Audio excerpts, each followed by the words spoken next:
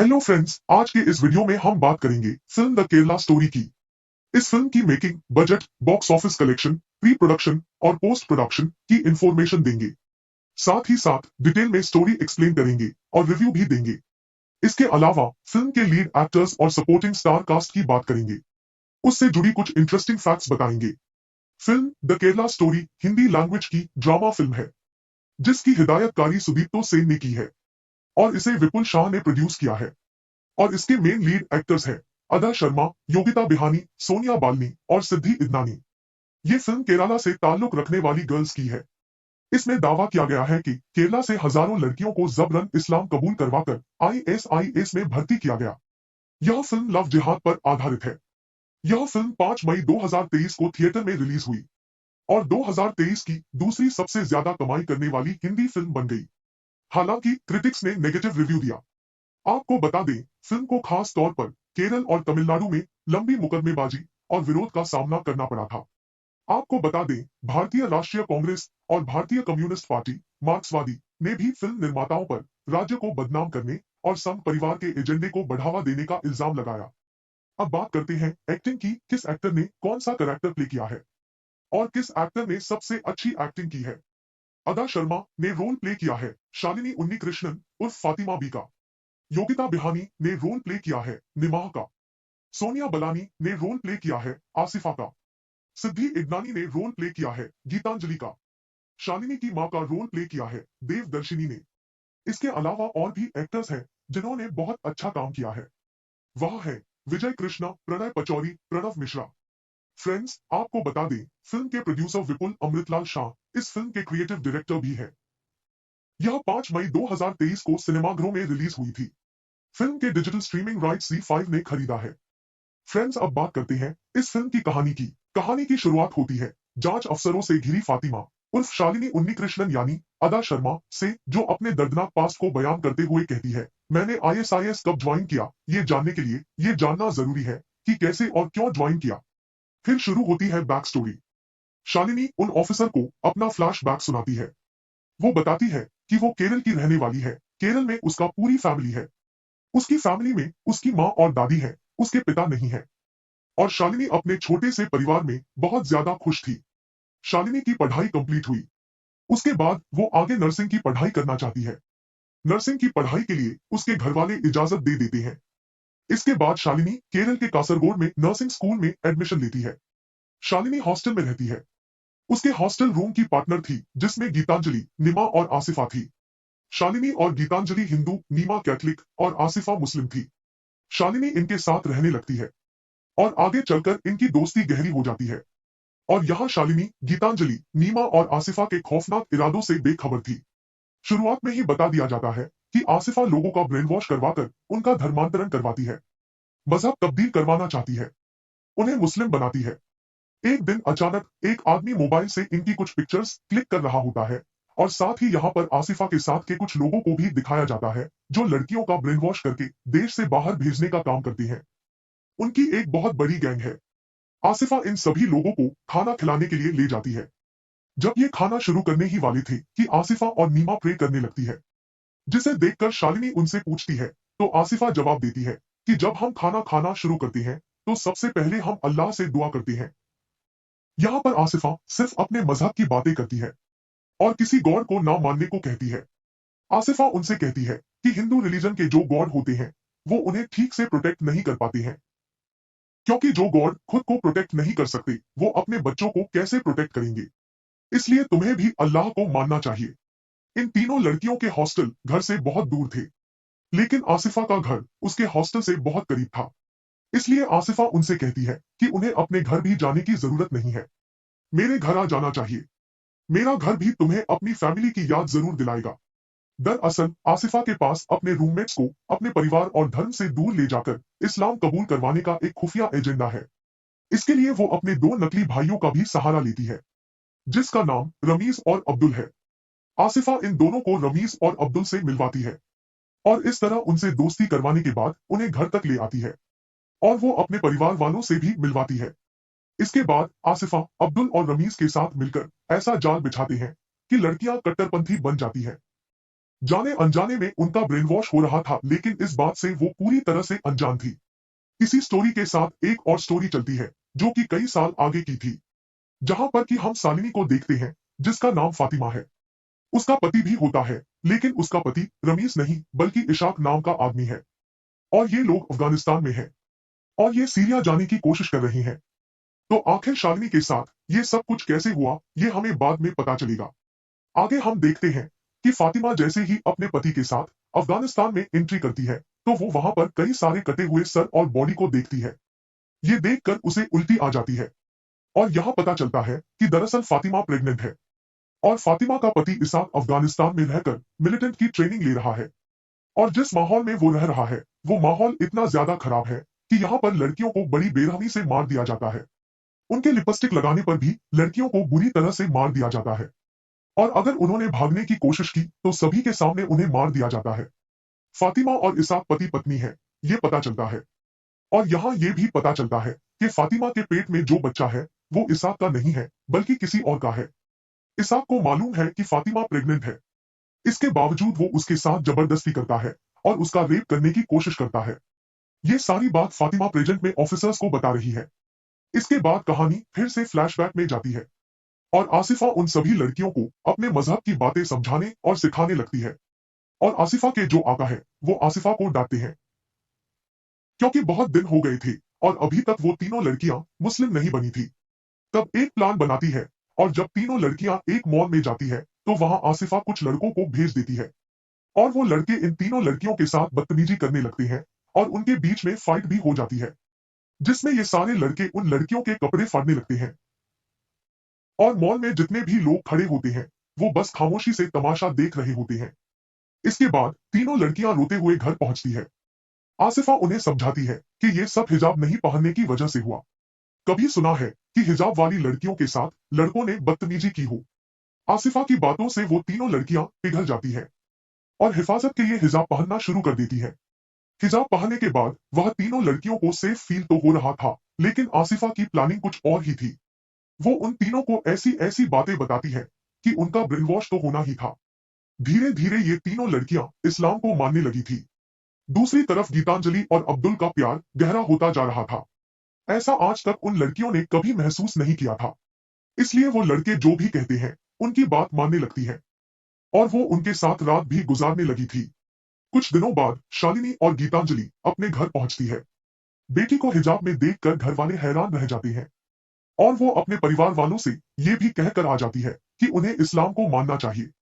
अब शालिनी और गीतांजलि जैसे ही वापस आती है तो एक बहुत बड़ी प्रॉब्लम हो जाती है, और वो प्रॉब्लम ये थी कि शालिनी प्रेग्नेंट हो गई थी। लेकिन रमीज इस बच्चे को एक्सेप्ट नहीं करना चाह रहा था क्योंकि दोनों का मजहब अलग है। तब यहाँ पर आसिफा उससे कहती है कि अगर शालिनी अपना मजहब बदल ले तब तुम उससे शादी करके उसके बच्चे को एक्सेप्ट करोगे। इस बात पर रमीज हाँ कर देता है। तब शालिनी अपना धर्म चेंज कर लेती है। उसके साथ साथ गीतांजलि भी अपना धर्म परिवर्तन कर लेती है। मजहब बदलने के बाद अब गीतांजलि और शालिनी की जिंदगी में प्रॉब्लम आना शुरू हो गई थी। गीतांजलि का बॉयफ्रेंड अब्दुल गीतांजलि की कुछ न्यूड पिक्चर्स मांगता है। गीतांजलि अब्दुल से प्यार करती है, इसलिए गीतांजलि न्यूड पिक्चर्स दे देती है। और इससे भी बड़ी प्रॉब्लम तो शालिनी के साथ थी, क्योंकि रमीज उसे छोड़कर जा चुका था। ये वो बर्दाश्त नहीं कर पा रही थी। वो आसिफा के पास जाती है और आसिफा उन्हें मौलाना के पास लेकर जाती है। मौलाना उन्हें बताते हैं कि रमीज अपनी माँ के साथ किसी दूसरे देश में चला गया है और अब वो वहीं रहेगा, यहाँ नहीं आएगा। इस हालत में शालिनी घर वापस भी नहीं जा सकती है क्योंकि वो प्रेग्नेंट है और उस बच्चे को गिराना भी हराम है। तो मौलाना उससे कहते हैं कि वैसे ही तुमने बहुत बड़ा गुनाह कर लिया है, क्योंकि शादी से पहले हमला होना ये बहुत बड़ा गुनाह होता है। मौलाना इसाक नाम के आदमी के बारे में शालिनी को बताते हैं कि ये आदमी तुम्हारे लिए बेहतर होगा। वो तुमसे शादी करेगा और तुम्हारे बच्चे को भी एक्सेप्ट करेगा और अल्लाह तुम्हारे सारे गुनाहों को माफ कर देगा। तुम्हें सीरिया जाकर एक बार अल्लाह के दरबार में अपने सर को झुकाना चाहिए। शालिनी का ब्रेन वॉश पूरी तरह से हो चुका था, इसलिए मौलाना जो भी कह रहे थे वो उनकी सारी बातों को मान रही थी। वो इसाक से शादी कर लेती है। शादी की बात शालिनी की माँ को पता चलती है तो वो दौड़ती हुई आती है और जब वो अपनी बेटी को देखती है तो वो हैरान रह जाती है क्योंकि उसकी शादी हो चुकी थी और मौलाना के लोग शालिनी से उसकी माँ को नहीं मिलने देते हैं। वो शालिनी को अपने साथ ले जाने लगते हैं। शालिनी से कहा गया था कि हनीमून के लिए कोलंबो जा रहे हैं, जबकि वो लोग सीरिया जा रहे थे। शालिनी बैकग्राउंड में बताती है कि ये लोग बड़ी आसानी से पासपोर्ट वीजा का जुगाड़ कर लेते हैं और यहीं पर शालिनी का नाम बदलकर फातिमा रखा गया था। इसके बाद वो पहले तो कोलंबो ही जाती हैं। दूसरी तरफ अब्दुल गीतांजलि को कॉल करता है और अब्दुल भी गीतांजलि को अपने साथ सीरिया चलने को कहता है, लेकिन यहाँ पर गीतांजलि साफ मना कर देती है। वो उससे कहती है कि मैं अपने देश को छोड़कर कहीं भी नहीं जाने वाली। तब यहाँ पर अब्दुल गीतांजलि को ब्लैकमेल करते हुए कहता है कि तुम्हारी न्यूड पिक्चर्स मेरे पास है, अगर तुम मेरे साथ नहीं जाओगी तो वो इन पिक्चर्स को वायरल कर देगा। अब गीतांजलि को धीरे धीरे समझ में आने लगा था कि कहीं ना कहीं इन लोगों ने हमें फंसाया है, इसलिए वो अब्दुल को साफ मना कर देती है कि वो उसके साथ कहीं भी नहीं जाएगी, उसे जो करना है कर ली। इसके बाद गीतांजलि सब कुछ छोड़ छाड़ के अपने घर वापस आ चुकी थी। उसके घर वालों ने भी उसे एक्सेप्ट कर लिया था, लेकिन मौलाना और अब्दुल के लोगों को गीतांजलि की जरूरत नहीं थी, क्योंकि वो उनकी बात नहीं मान रही थी। इसलिए अब्दुल उसकी सारी पिक्चर्स को वायरल कर देता है। अब गीतांजलि के पास कोई और रास्ता नहीं था, इसलिए वो सुसाइड कर लेती है। अब शालिनी की कैथलिक फ्रेंड नीमा शालिनी के पास कॉल करती है और उस वक्त शालिनी कोलंबो में थी। नीमा शालिनी को कॉल करके सब कुछ बता देती है कि हम लोग एक ट्रैप में फंस चुके हैं। जो हमारे साथ हुआ था वो सब एक प्लानिंग थी और आसिफा ने हमारे साथ साजिश रची थी और अब हम उस साजिश में पूरी तरह फंस चुके हैं। नीमा उसे गीतांजलि के बारे में भी बता देती है कि उसने सुसाइड कर लिया है। अब नीमा उसे अपने बारे में बताती है। वो उससे कहती है कि आसिफा ने मुझे एक लड़के से मिलवाया था, उसके साथ डिनर पर गई थी। वहां उस लड़के ने मेरे ड्रिंक में बेहोशी की दवा मिला दी थी, जिसके बाद वो मुझे अपने घर ले गया और वहां जाकर कई सारे लोगों ने मेरे साथ गलत काम किया। अब ये सारी बातें सुनने के बाद शालिनी पूरी तरह से डर गई थी, जबकि उसे इसाक पर अभी भी थोड़ा बहुत विश्वास था। लेकिन वो जिस माहौल में वो थी वो माहौल बहुत ही ज्यादा खराब था। वहां औरतों को बेरहमी से मारा जाता और उनके साथ मोलेस्टेशन किया जाता। यहाँ पर जितनी भी औरतें हैं वो इसी तरह लाई गई है। अब कुछ दिनों के बाद शालिनी को एक बच्चा होता है और वो उस बच्चे के बारे में सबसे पहले अपनी माँ को बताना चाहती थी, इसलिए वो किसी तरीके से अपनी माँ को मैसेज करती है। वह कॉल नहीं कर सकती क्योंकि कॉल करने पर पकड़े जाने का डर था। शालिनी वहां एक औरत की मदद लेती है और उसके मोबाइल फोन से वो अपनी माँ को मैसेज कर देती है। लेकिन जैसे ही वो वहां से बाहर निकलती है तो अचानक यहाँ पर कुछ लोग आते हैं और उस औरत को मार देते हैं। अब यहाँ से किसी तरह से बच के शालिनी अपने घर पर पहुंचती है और कुछ दिनों के बाद यहाँ पर कुछ फिर से लोग आते हैं और वो शालिनी को बताते हैं कि इसाक शहीद हो गया है और अब वो शालिनी और उसके बच्चे को अपने साथ ले जाने लगते हैं। जहां शालिनी रह रही थी वहां पर और भी कई सारे लोग मौजूद थे। यहाँ पर वो शालिनी के बच्चे को भी अलग कर देते हैं। वो शालिनी और शालिनी के साथ रहने वाली औरतों को एक जगह से दूसरी जगह पर भेजते रहते हैं और जब वो एक जगह पर पहुंचती है तो शालिनी को वहां पता चलता है कि इसाक जिंदा है और उसने उसका सिर्फ इस्तेमाल किया है। प्रेजेंट में शालिनी अपने ऑफिसरों को बताती है कि उनका जो ग्रुप था उनमें से हर रोज एक लड़की को मोलेस्ट किया जाता था और रात भर उनकी इज्जत के साथ खिलवाड़ किया जाता था। दूसरी तरफ नीमा पुलिस के पास पहुंच चुकी थी और जो कुछ उनके साथ हुआ था वो पुलिस वालों को वो सब कुछ बता देती है, लेकिन पुलिस भी उनकी मदद नहीं कर रही थी। यहाँ नीमा बताती है कि केरल में हर साल हजारों लड़कियों का धर्म परिवर्तन होता है और इतनी सारी लड़कियां गायब होती हैं जिनके बारे में आपको मालूम नहीं है, लेकिन पुलिस वाले भी उनके यहाँ पर एफआईआर दर्ज नहीं करते हैं क्योंकि नीमा के पास कोई सबूत नहीं था। और दूसरी तरफ अफगानिस्तान में इन सारी लड़कियों को दूसरे ट्रेनिंग कैंप में ले जाया जाता है और शालिनी मैपिंग काफी अच्छे तरीके से करती है। वह पता कर लेती है कि यहाँ से कैसे और किस रास्ते भाग सकती है और फिर एक दिन वह मौका देखकर वहां से भाग जाती है। उसके साथ दो और भी लड़कियां थी, लेकिन उन दोनों लड़कियों को मार दिया जाता है। लेकिन शालिनी यहाँ से सही सलामत भाग जाती है, लेकिन आखिर में वो अफगानिस्तान के सोल्जर के हाथ लग जाती है और उसी के बाद से शालिनी उन ऑफिसरों को ये सारी स्टोरी बता रही होती है। फिल्म खत्म होने के बाद उनके परिवार के लोगों दिखाया गया है जिनके साथ ये घटना घट चुकी है। अब इस फिल्म के टेक्निकल टीम की बात करते हैं। सुदीप्तो सेन ने इसे डायरेक्ट किया है। इसे प्रोड्यूस किया है विपुल अमृतलाल शाह ने। इस फिल्म के राइटर्स हैं सूर्यपाल सिंह, सुदीप्तो सेन और विपुल अमृतलाल शाह। इस फिल्म के म्यूजिक डायरेक्टर है वीरेश श्रीवंश और बिशप ज्योति। संजय शर्मा ने इस फिल्म की एडिटिंग की है और इस फिल्म की प्रोडक्शन कंपनी है सनशाइन पिक्चर्स और इस फिल्म का रनिंग टाइम है 138 मिनट्स। अगर इस फिल्म के बजट की बात करें तो इसका कुल बजट था 15 से 20 करोड़ और इस फिल्म ने बॉक्स ऑफिस पर कमाई की लगभग 288 करोड़। आपको बता दें, फिल्म में अदा शर्मा ने शालिनी उन्नीकृष्णन का किरदार निभाया है और उन्होंने बहुत ही शानदार एक्टिंग की है। आप भी उनके दर्द को अंदर तक महसूस करते हैं और अदा शर्मा ने साउथ इंडियन एक्सेंट को बहुत जबरदस्त तरीके से पकड़ा है। इसके अलावा बाकी किरदार ने भी शानदार काम किया है। डायरेक्टर सुदीप्तो सेन ने केरल के कॉलेज और आईएसआईएस की दुनिया को इस तरह से क्रिएट किया है कि आपको यकीन हो जाता है कि ये वही दुनिया है। फिल्म के गाने और बैकग्राउंड स्कोर कहानी को शानदार तरीके से आगे ले जाते हैं और गाने के बोल ऐसे हैं जो आपका दिल छू लेते हैं।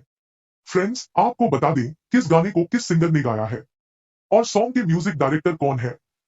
पागल परिंदे गाने को ओजल दलाल ने लिखा है और इसे गाया है सुनिधि चौहान और विशाख ज्योति ने। दूसरा गाना आम्बो आबाम्बो को वीरेश श्रीवत्सा ने लिखा है और अतुल नरुकारा ने गाया है। तीसरा गाना अथिरा रवि को केवीरेश श्रीवत्सा ने लिखा है और इस गाने को के.एस. चित्रा ने गाया है। फोर्थ सॉन्ग तू मिला को लिखा ओजल दलाल ने और इसे गाया है के.एस. चित्रा ने। यह फिल्म लव जिहाद पर आधारित है। यह फिल्म 5 मई 2023 को थिएटर में रिलीज हुई और 2023 की दूसरी सबसे ज्यादा कमाई करने वाली हिंदी फिल्म बन गई। हालांकि क्रिटिक्स ने नेगेटिव रिव्यू दिया। आपको बता दें, फिल्म को खास तौर पर केरल और तमिलनाडु में लंबी मुकदमेबाजी और विरोध का सामना करना पड़ा था। आपको बता दें, भारतीय राष्ट्रीय कांग्रेस और भारतीय कम्युनिस्ट पार्टी मार्क्सवादी ने भी फिल्म निर्माताओं पर राज्य को बदनाम करने और संघ परिवार के एजेंडे को बढ़ावा देने का इल्जाम लगाया। अब बात करते हैं एक्टिंग की, किस एक्टर ने कौन सा कैरेक्टर प्ले किया है और किस एक्टर ने सबसे अच्छी एक्टिंग की है। अदा शर्मा ने रोल प्ले किया है शालिनी उन्नीकृष्णन उर्फ फातिमा बी का। योगिता बिहानी ने रोल प्ले किया है निमाह का। सोनिया बलानी ने रोल प्ले किया है आसिफा का। सिद्धि इग्नानी ने रोल प्ले किया है गीतांजलि का। शालिनी की मां का रोल प्ले किया है देवदर्शिनी ने। इसके अलावा और भी एक्टर्स हैं जिन्होंने बहुत अच्छा काम किया है। वह है विजय कृष्णा, प्रणय पचौरी, प्रणव मिश्रा। फ्रेंड्स, आपको बता दें, फिल्म के प्रोड्यूसर विपुल अमृतलाल शाह इस फिल्म के क्रिएटिव डायरेक्टर भी है। यह 5 मई 2023 को सिनेमाघरों में रिलीज हुई थी। फिल्म के डिजिटल स्ट्रीमिंग राइट्स Z5 ने खरीदा है। फ्रेंड्स, अब बात करते हैं इस फिल्म की कहानी की। कहानी की शुरुआत होती है जांच अफसरों से घिरी फातिमा उर्फ शालिनी उन्नीकृष्णन यानी अदा शर्मा से, जो अपने दर्दनाक पास्ट को बयान करते हुए कहती है, मैंने आईएसआईएस कब ज्वाइन किया ये जानने के लिए ये जानना जरूरी है कि कैसे और क्यों ज्वाइन किया। फिर शुरू होती है बैक स्टोरी। शालिनी उन ऑफिसर को अपना फ्लैशबैक सुनाती है। वो बताती है कि वो केरल की रहने वाली है। केरल में उसका पूरी फैमिली है। उसकी फैमिली में उसकी माँ और दादी है, उसके पिता नहीं है। और शालिनी अपने छोटे से परिवार में बहुत ज्यादा खुश थी। शालिनी की पढ़ाई कंप्लीट हुई। उसके बाद वो आगे नर्सिंग की पढ़ाई करना चाहती है। नर्सिंग की पढ़ाई के लिए उसके घर वाले इजाजत दे देते हैं। इसके बाद शालिनी केरल के कासरगोड में नर्सिंग स्कूल में एडमिशन लेती है। शालिनी हॉस्टल में रहती है। उसके हॉस्टल रूम की पार्टनर थी जिसमें गीतांजलि, निमा और आसिफा थी। शालिनी और गीतांजलि हिंदू, नीमा कैथलिक और आसिफा मुस्लिम थी। शालिनी इनके साथ रहने लगती है और आगे चलकर इनकी दोस्ती गहरी हो जाती है। और यहाँ शालिनी, गीतांजलि, नीमा और आसिफा के खौफनाक इरादों से बेखबर थी। शुरुआत में ही बता दिया जाता है कि आसिफा लोगों का ब्रेन वॉश करवाकर उनका धर्मांतरण करवाती है, मजहब तब्दील करवाना चाहती है, उन्हें मुस्लिम बनाती है। एक दिन अचानक एक आदमी मोबाइल से इनकी कुछ पिक्चर्स क्लिक कर रहा होता है और साथ ही यहाँ पर आसिफा के साथ के कुछ लोगों को भी दिखाया जाता है जो लड़कियों का ब्रेन वॉश करके देश से बाहर भेजने का काम करती हैं। उनकी एक बहुत बड़ी गैंग है। आसिफा इन सभी लोगों को खाना खिलाने के लिए ले जाती है। जब ये खाना शुरू करने ही वाली थी कि आसिफा और नीमा प्रे करने लगती है, जिसे देखकर शालिनी उनसे पूछती है तो आसिफा जवाब देती है कि जब हम खाना खाना शुरू करते हैं तो सबसे पहले हम अल्लाह से दुआ करते हैं। यहाँ पर आसिफा सिर्फ अपने मजहब की बातें करती है और किसी गॉड को ना मानने को कहती है। आसिफा उनसे कहती है कि हिंदू रिलीजन के जो गॉड होते हैं वो उन्हें ठीक से प्रोटेक्ट नहीं कर पाते हैं, क्योंकि जो गॉड खुद को प्रोटेक्ट नहीं कर सकते वो अपने बच्चों को कैसे प्रोटेक्ट करेंगे। इसलिए तुम्हें भी अल्लाह को मानना चाहिए। इन तीनों लड़कियों के हॉस्टल घर से बहुत दूर थे, लेकिन आसिफा का घर उसके हॉस्टल से बहुत करीब था। इसलिए आसिफा उनसे कहती है कि उन्हें अपने घर भी जाने की जरूरत नहीं है, मेरे घर आ जाना चाहिए। मेरा घर भी तुम्हें अपनी फैमिली की याद जरूर दिलाएगा। दरअसल आसिफा के पास अपने रूममेट्स को अपने परिवार और धर्म से दूर ले जाकर इस्लाम कबूल करवाने का एक खुफिया एजेंडा है। इसके लिए वो अपने दो नकली भाइयों का भी सहारा लेती है, जिसका नाम रमीज और अब्दुल है। आसिफा इन दोनों को रमीज और अब्दुल से मिलवाती है और इस तरह उनसे दोस्ती करवाने के बाद उन्हें घर तक ले आती है और वो अपने परिवार वालों से भी मिलवाती है। इसके बाद आसिफा अब्दुल और रमीज के साथ मिलकर ऐसा जाल बिछाते हैं कि लड़कियां कट्टरपंथी बन जाती है। जाने अनजाने में उनका ब्रेन वॉश हो रहा था, लेकिन इस बात से वो पूरी तरह से अनजान थी। इसी स्टोरी के साथ एक और स्टोरी चलती है जो कि कई साल आगे की थी, जहां पर कि हम शालिनी को देखते हैं जिसका नाम फातिमा है। उसका पति भी होता है, लेकिन उसका पति रमीज नहीं बल्कि इशाक नाम का आदमी है और ये लोग अफगानिस्तान में हैं और ये सीरिया जाने की कोशिश कर रहे हैं। तो आखिर शालिनी के साथ ये सब कुछ कैसे हुआ, ये हमें बाद में पता चलेगा। आगे हम देखते हैं कि फातिमा जैसे ही अपने पति के साथ अफगानिस्तान में एंट्री करती है तो वो वहां पर कई सारे कटे हुए सर और बॉडी को देखती है। ये देखकर उसे उल्टी आ जाती है और यहाँ पता चलता है कि दरअसल फातिमा प्रेग्नेंट है और फातिमा का पति इसाक अफगानिस्तान में रहकर मिलिटेंट की ट्रेनिंग ले रहा है और जिस माहौल में वो रह रहा है वो माहौल इतना ज्यादा खराब है कि यहाँ पर लड़कियों को बड़ी बेरहमी से मार दिया जाता है। उनके लिपस्टिक लगाने पर भी लड़कियों को बुरी तरह से मार दिया जाता है और अगर उन्होंने भागने की कोशिश की तो सभी के सामने उन्हें मार दिया जाता है। फातिमा और इसाक पति पत्नी है, ये पता चलता है और यहाँ ये भी पता चलता है कि फातिमा के पेट में जो बच्चा है वो इसाक का नहीं है बल्कि किसी और का है। इसाक को मालूम है कि फातिमा प्रेग्नेंट है, इसके बावजूद वो उसके साथ जबरदस्ती करता है और उसका रेप करने की कोशिश करता है। ये सारी बात फातिमा प्रेजेंट में ऑफिसर्स को बता रही है। इसके बाद कहानी फिर से फ्लैशबैक में जाती है और आसिफा उन सभी लड़कियों को अपने मजहब की बातें समझाने और सिखाने लगती है और आसिफा के जो आका है वो आसिफा को डांटते हैं क्योंकि बहुत दिन हो गए थे और अभी तक वो तीनों लड़कियां मुस्लिम नहीं बनी थी। तब एक प्लान बनाती है और जब तीनों लड़कियां एक मॉल में जाती है तो वहां आसिफा कुछ लड़कों को भेज देती है और वो लड़के इन तीनों लड़कियों के साथ बदतमीजी करने लगते हैं और उनके बीच में फाइट भी हो जाती है, जिसमें ये सारे लड़के उन लड़कियों के कपड़े फाड़ने लगते हैं और मॉल में जितने भी लोग खड़े होते हैं वो बस खामोशी से तमाशा देख रहे होते हैं। इसके बाद तीनों लड़कियां रोते हुए घर पहुंचती है। आसिफा उन्हें समझाती है कि ये सब हिजाब नहीं पहनने की वजह से हुआ। कभी सुना है कि हिजाब वाली लड़कियों के साथ लड़कों ने बदतमीजी की हो। आसिफा की बातों से वो तीनों लड़कियां पिघल जाती है और हिफाजत के लिए हिजाब पहनना शुरू कर देती है। हिजाब पहनने के बाद वह तीनों लड़कियों को सेफ फील तो हो रहा था, लेकिन आसिफा की प्लानिंग कुछ और ही थी। वो उन तीनों को ऐसी ऐसी बातें बताती है कि उनका ब्रेन वॉश तो होना ही था। धीरे धीरे ये तीनों लड़कियां इस्लाम को मानने लगी थी। दूसरी तरफ गीतांजलि और अब्दुल का प्यार गहरा होता जा रहा था।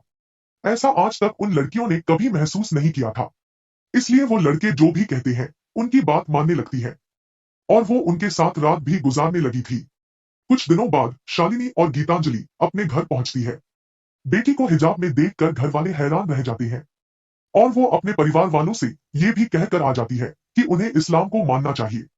अब शालिनी और गीतांजलि जैसे ही वापस आती है तो एक बहुत बड़ी प्रॉब्लम हो जाती है और वो प्रॉब्लम ये थी कि शालिनी प्रेग्नेंट हो गई थी, लेकिन रमीज इस बच्चे को एक्सेप्ट नहीं करना चाह रहा था क्योंकि दोनों का मजहब अलग है। तब यहाँ पर आसिफा उससे कहती है कि अगर शालिनी अपना मजहब बदल ले तब तुम उससे शादी करके उसके बच्चे को एक्सेप्ट करोगे। इस बात पर रमीज हाँ कर देता है। तब शालिनी अपना धर्म चेंज कर लेती है। उसके साथ साथ गीतांजलि भी अपना धर्म परिवर्तन कर लेती है। मजहब बदलने के बाद अब गीतांजलि और शालिनी की जिंदगी में प्रॉब्लम आना शुरू हो गई थी। गीतांजलि का बॉयफ्रेंड अब्दुल गीतांजलि की कुछ न्यूड पिक्चर्स मांगता है। गीतांजलि अब्दुल से प्यार करती है, इसलिए गीतांजलि न्यूड पिक्चर्स दे देती है और इससे भी बड़ी प्रॉब्लम तो शालिनी के साथ थी क्योंकि रमीज उसे छोड़कर जा चुका था। ये वो बर्दाश्त नहीं कर पा रही थी। वो आसिफा के पास जाती है और आसिफा उन्हें मौलाना के पास लेकर जाती है।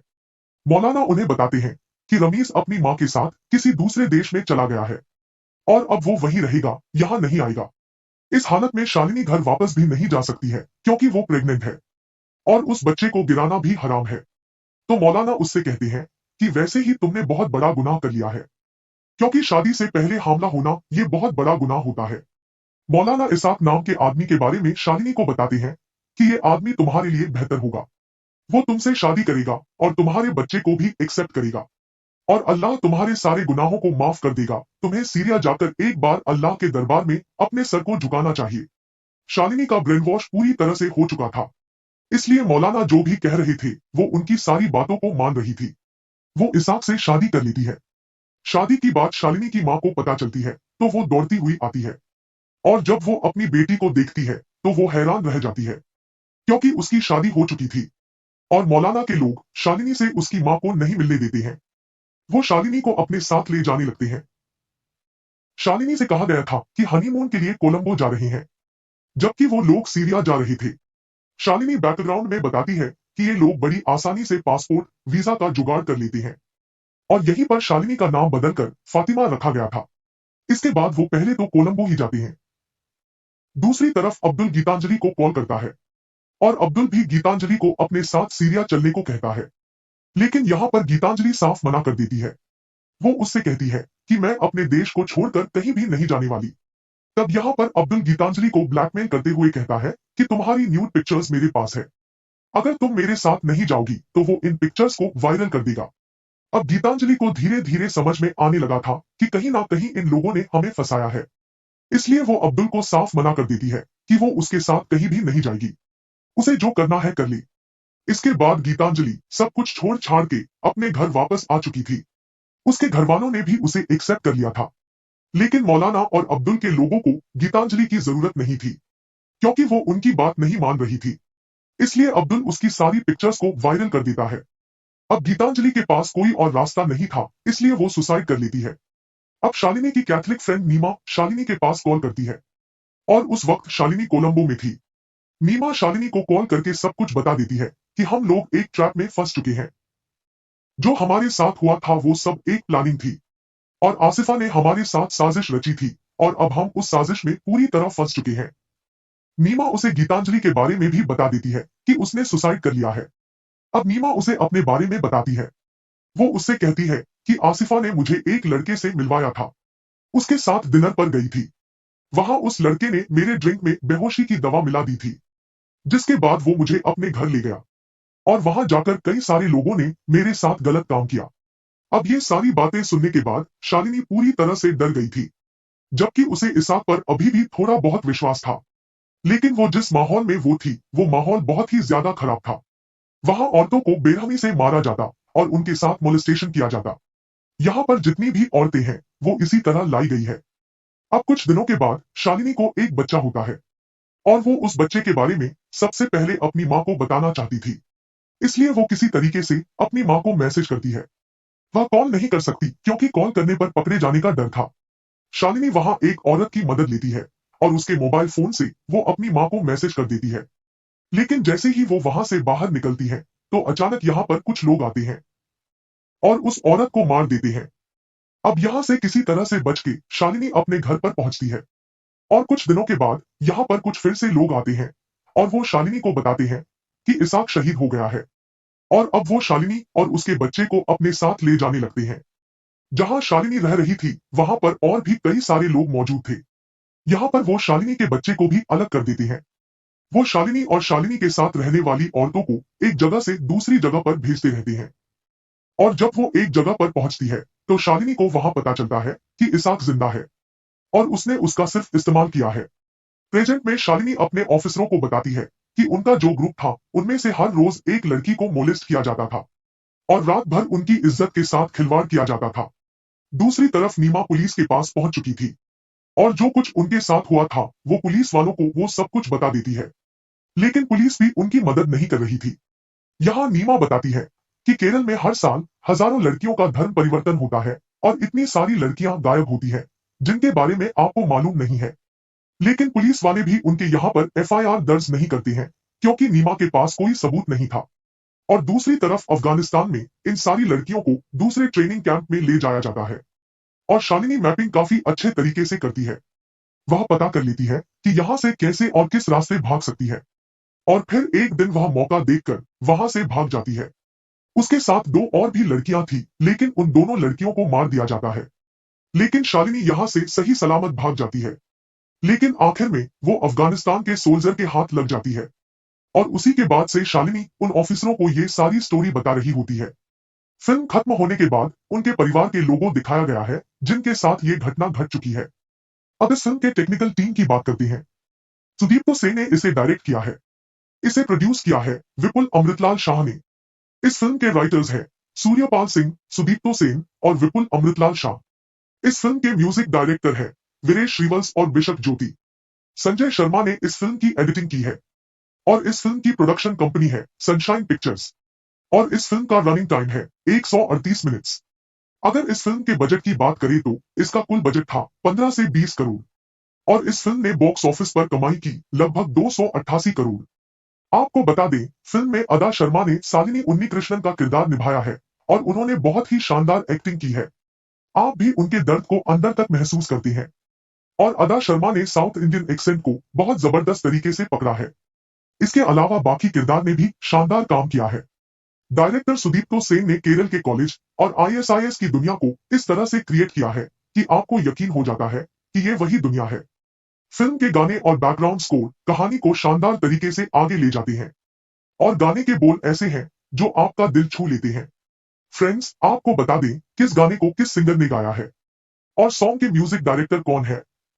पागल परिंदे गाने को ओजल दलाल ने लिखा है और इसे गाया है सुनिधि चौहान और विशाख ज्योति ने। दूसरा गाना आम्बो आबाम्बो को वीरेश श्रीवंशा ने लिखा है और अतुल नरुकारा ने गाया है। तीसरा गाना अथिरा रवि को के वीरेश श्रीवंशा ने लिखा है और इस गाने को के एस चित्रा ने गाया है। फोर्थ सॉन्ग तू मिला को लिखा ओजल दलाल ने और इसे गाया है के एस चित्रा ने। यह फिल्म लव जिहाद पर आधारित है। यह फिल्म 5 मई 2023 को थिएटर में रिलीज हुई और 2023 की दूसरी सबसे ज्यादा कमाई करने वाली हिंदी फिल्म बन गई। हालांकि क्रिटिक्स ने नेगेटिव रिव्यू दिया। आपको बता दें, फिल्म को खास तौर पर केरल और तमिलनाडु में लंबी मुकदमेबाजी और विरोध का सामना करना पड़ा था। आपको बता दें, भारतीय राष्ट्रीय कांग्रेस और भारतीय कम्युनिस्ट पार्टी मार्क्सवादी ने भी फिल्म निर्माताओं पर राज्य को बदनाम करने और संघ परिवार के एजेंडे को बढ़ावा देने का इल्जाम लगाया। अब बात करते हैं एक्टिंग की, किस एक्टर ने कौन सा कैरेक्टर प्ले किया है और किस एक्टर ने सबसे अच्छी एक्टिंग की है। अदा शर्मा ने रोल प्ले किया है शालिनी उन्नीकृष्णन उर्फ फातिमा बी का। योगिता बिहानी ने रोल प्ले किया है निमाह का। सोनिया बलानी ने रोल प्ले किया है आसिफा का। सिद्धि इग्नानी ने रोल प्ले किया है गीतांजलि का। शालिनी की मां का रोल प्ले किया है देवदर्शिनी ने।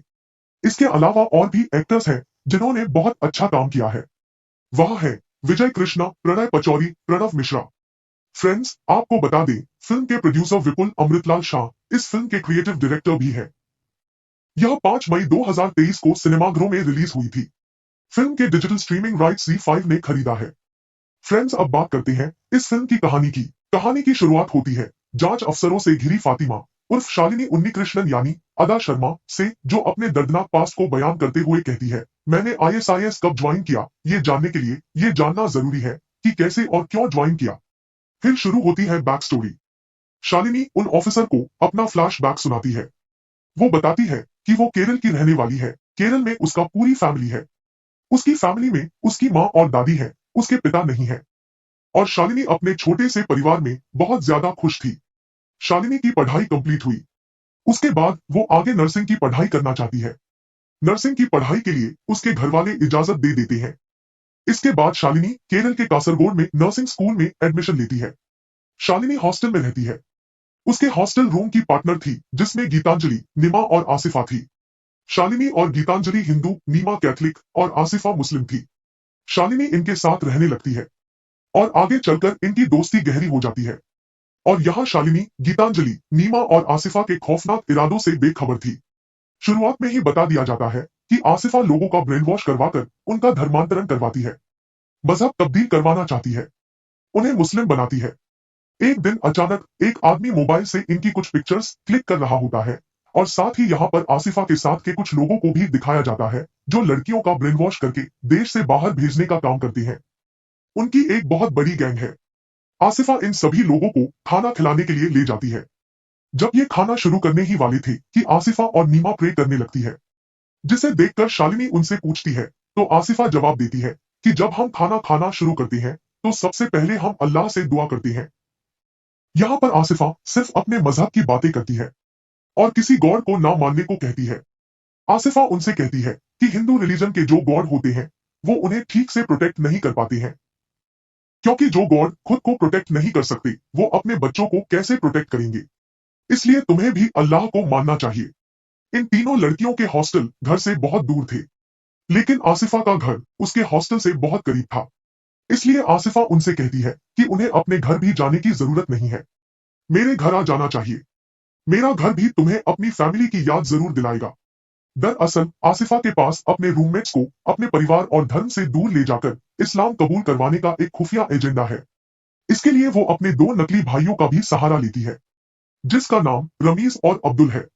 आसिफा इन दोनों को रमीज और अब्दुल से मिलवाती है और इस तरह उनसे दोस्ती करवाने के बाद उन्हें घर तक ले आती है और वो अपने परिवार वालों से भी मिलवाती है। इसके बाद आसिफा अब्दुल और रमीज के साथ मिलकर ऐसा जाल बिछाते हैं कि लड़कियां कट्टरपंथी बन जाती है। जाने अनजाने में उनका ब्रेन वॉश हो रहा था, लेकिन इस बात से वो पूरी तरह से अनजान थी। इसी स्टोरी के साथ एक और स्टोरी चलती है जो कि कई साल आगे की थी, जहां पर कि हम शालिनी को देखते हैं जिसका नाम फातिमा है। उसका पति भी होता है, लेकिन उसका पति रमीज नहीं बल्कि इशाक नाम का आदमी है और ये लोग अफगानिस्तान में हैं और ये सीरिया जाने की कोशिश कर रहे हैं। तो आखिर शालिनी के साथ ये सब कुछ कैसे हुआ ये हमें बाद में पता चलेगा। आगे हम देखते हैं कि फातिमा जैसे ही अपने पति के साथ अफगानिस्तान में एंट्री करती है तो वो वहां पर कई सारे कटे हुए सर और बॉडी को देखती है। ये देखकर उसे उल्टी आ जाती है और यहाँ पता चलता है कि दरअसल फातिमा प्रेग्नेंट है और फातिमा का पति इसाक अफगानिस्तान में रहकर मिलिटेंट की ट्रेनिंग ले रहा है और जिस माहौल में वो रह रहा है वो माहौल इतना ज्यादा खराब है कि यहाँ पर लड़कियों को बड़ी बेरहमी से मार दिया जाता है। उनके लिपस्टिक लगाने पर भी लड़कियों को बुरी तरह से मार दिया जाता है और अगर उन्होंने भागने की कोशिश की तो सभी के सामने उन्हें मार दिया जाता है। फातिमा और इसाक पति पत्नी है, ये पता चलता है और यहाँ ये भी पता चलता है कि फातिमा के पेट में जो बच्चा है वो इसाक का नहीं है बल्कि किसी और का है।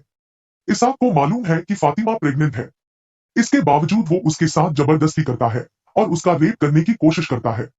ये सारी बात फातिमा प्रेजेंट में ऑफिसर्स को बता रही है। इसके बाद कहानी फिर से फ्लैशबैक में जाती है और आसिफा उन सभी लड़कियों को अपने मजहब की बातें समझाने और सिखाने लगती है और आसिफा के जो आका है वो आसिफा को डांटते हैं क्योंकि बहुत दिन हो गए थे और अभी तक वो तीनों लड़कियां मुस्लिम नहीं बनी थी। तब एक प्लान बनाती है और जब तीनों लड़कियां एक मॉल में जाती है तो वहां आसिफा कुछ लड़कों को भेज देती है और वो लड़के इन तीनों लड़कियों के साथ बदतमीजी करने लगते हैं और उनके बीच में फाइट भी हो जाती है, जिसमें ये सारे लड़के उन लड़कियों के कपड़े फाड़ने लगते हैं और मॉल में जितने भी लोग खड़े होते हैं वो बस खामोशी से तमाशा देख रहे होते हैं। इसके बाद तीनों लड़कियां रोते हुए घर पहुंचती है। आसिफा उन्हें समझाती है कि ये सब हिजाब नहीं पहनने की वजह से हुआ। कभी सुना है कि हिजाब वाली लड़कियों के साथ लड़कों ने बदतमीजी की हो। आसिफा की बातों से वो तीनों लड़कियां पिघल जाती है और हिफाजत के लिए हिजाब पहनना शुरू कर देती है। हिजाब पहनने के बाद वह तीनों लड़कियों को सेफ फील तो हो रहा था, लेकिन आसिफा की प्लानिंग कुछ और ही थी। वो उन तीनों को ऐसी ऐसी बातें बताती है कि उनका ब्रेन वॉश तो होना ही था। धीरे धीरे ये तीनों लड़कियां इस्लाम को मानने लगी थी। दूसरी तरफ गीतांजलि और अब्दुल का प्यार गहरा होता जा रहा था। ऐसा आज तक उन लड़कियों ने कभी महसूस नहीं किया था। इसलिए वो लड़के जो भी कहते हैं उनकी बात मानने लगती है और वो उनके साथ रात भी गुजारने लगी थी। कुछ दिनों बाद शालिनी और गीतांजलि अपने घर पहुंचती है। बेटी को हिजाब में देखकर घर वाले हैरान रह जाते हैं और वो अपने परिवार वालों से ये भी कहकर आ जाती है कि उन्हें इस्लाम को मानना चाहिए। अब शालिनी और गीतांजलि जैसे ही वापस आती है तो एक बहुत बड़ी प्रॉब्लम हो जाती है और वो प्रॉब्लम ये थी कि शालिनी प्रेग्नेंट हो गई थी, लेकिन रमीज इस बच्चे को एक्सेप्ट नहीं करना चाह रहा था क्योंकि दोनों का मजहब अलग है। तब यहाँ पर आसिफा उससे कहती है कि अगर शालिनी अपना मजहब बदल ले तब तुम उससे शादी करके उसके बच्चे को एक्सेप्ट करोगे। इस बात पर रमीज हाँ कर देता है। तब शालिनी अपना धर्म चेंज कर लेती है। उसके साथ साथ गीतांजलि भी अपना धर्म परिवर्तन कर लेती है। मजहब बदलने के बाद अब गीतांजलि और शालिनी की जिंदगी में प्रॉब्लम आना शुरू हो गई थी। गीतांजलि का बॉयफ्रेंड अब्दुल गीतांजलि की कुछ न्यूड पिक्चर्स मांगता है। गीतांजलि अब्दुल से प्यार करती है, इसलिए गीतांजलि न्यूड पिक्चर्स दे देती है और इससे भी बड़ी प्रॉब्लम तो शालिनी के साथ थी क्योंकि रमीज उसे छोड़कर जा चुका था। ये वो बर्दाश्त नहीं कर पा रही थी। वो आसिफा के पास जाती है और आसिफा उन्हें मौलाना के पास लेकर जाती है। मौलाना उन्हें बताते हैं कि रमीज अपनी माँ के साथ किसी दूसरे देश में चला गया है और अब वो वहीं रहेगा, यहाँ नहीं आएगा। इस हालत में शालिनी घर वापस भी नहीं जा सकती है क्योंकि वो प्रेग्नेंट है और उस बच्चे को गिराना भी हराम है। तो मौलाना उससे कहते हैं कि वैसे ही तुमने बहुत बड़ा गुनाह कर लिया है, क्योंकि शादी से पहले हमला होना ये बहुत बड़ा गुनाह होता है। मौलाना इसाक नाम के आदमी के बारे में शालिनी को बताते हैं कि ये आदमी तुम्हारे लिए बेहतर होगा। वो तुमसे शादी करेगा और तुम्हारे बच्चे को भी एक्सेप्ट करेगा और अल्लाह तुम्हारे सारे गुनाहों को माफ कर देगा। तुम्हें सीरिया जाकर एक बार अल्लाह के दरबार में अपने सर को झुकाना चाहिए। शालिनी का ब्रेन वॉश पूरी तरह से हो चुका था, इसलिए मौलाना जो भी कह रहे थे वो उनकी सारी बातों को मान रही थी। वो इसाक से शादी कर लेती है। शादी की बात शालिनी की माँ को पता चलती है तो वो दौड़ती हुई आती है और जब वो अपनी बेटी को देखती है तो वो हैरान रह जाती है, क्योंकि उसकी शादी हो चुकी थी और मौलाना के लोग शालिनी से उसकी माँ को नहीं मिलने देते हैं।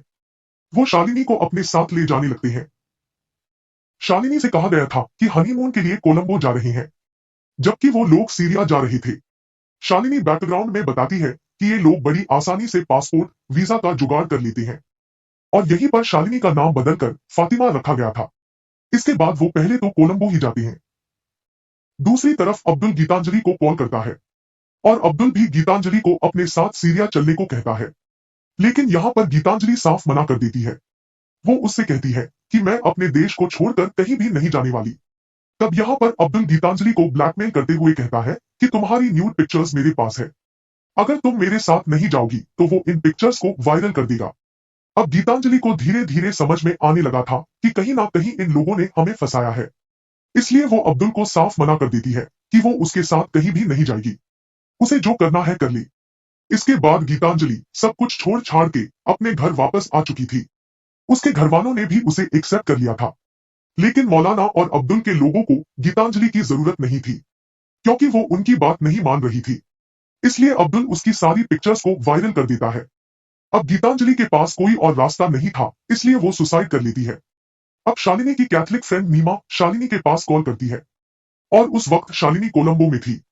नीमा शालिनी को कॉल करके सब कुछ बता देती है कि हम लोग एक ट्रैप में फंस चुके हैं।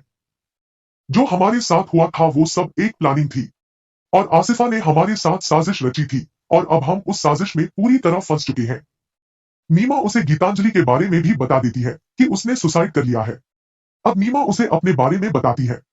वो उससे कहती है कि आसिफा ने मुझे एक लड़के से मिलवाया था, उसके साथ डिनर पर गई थी।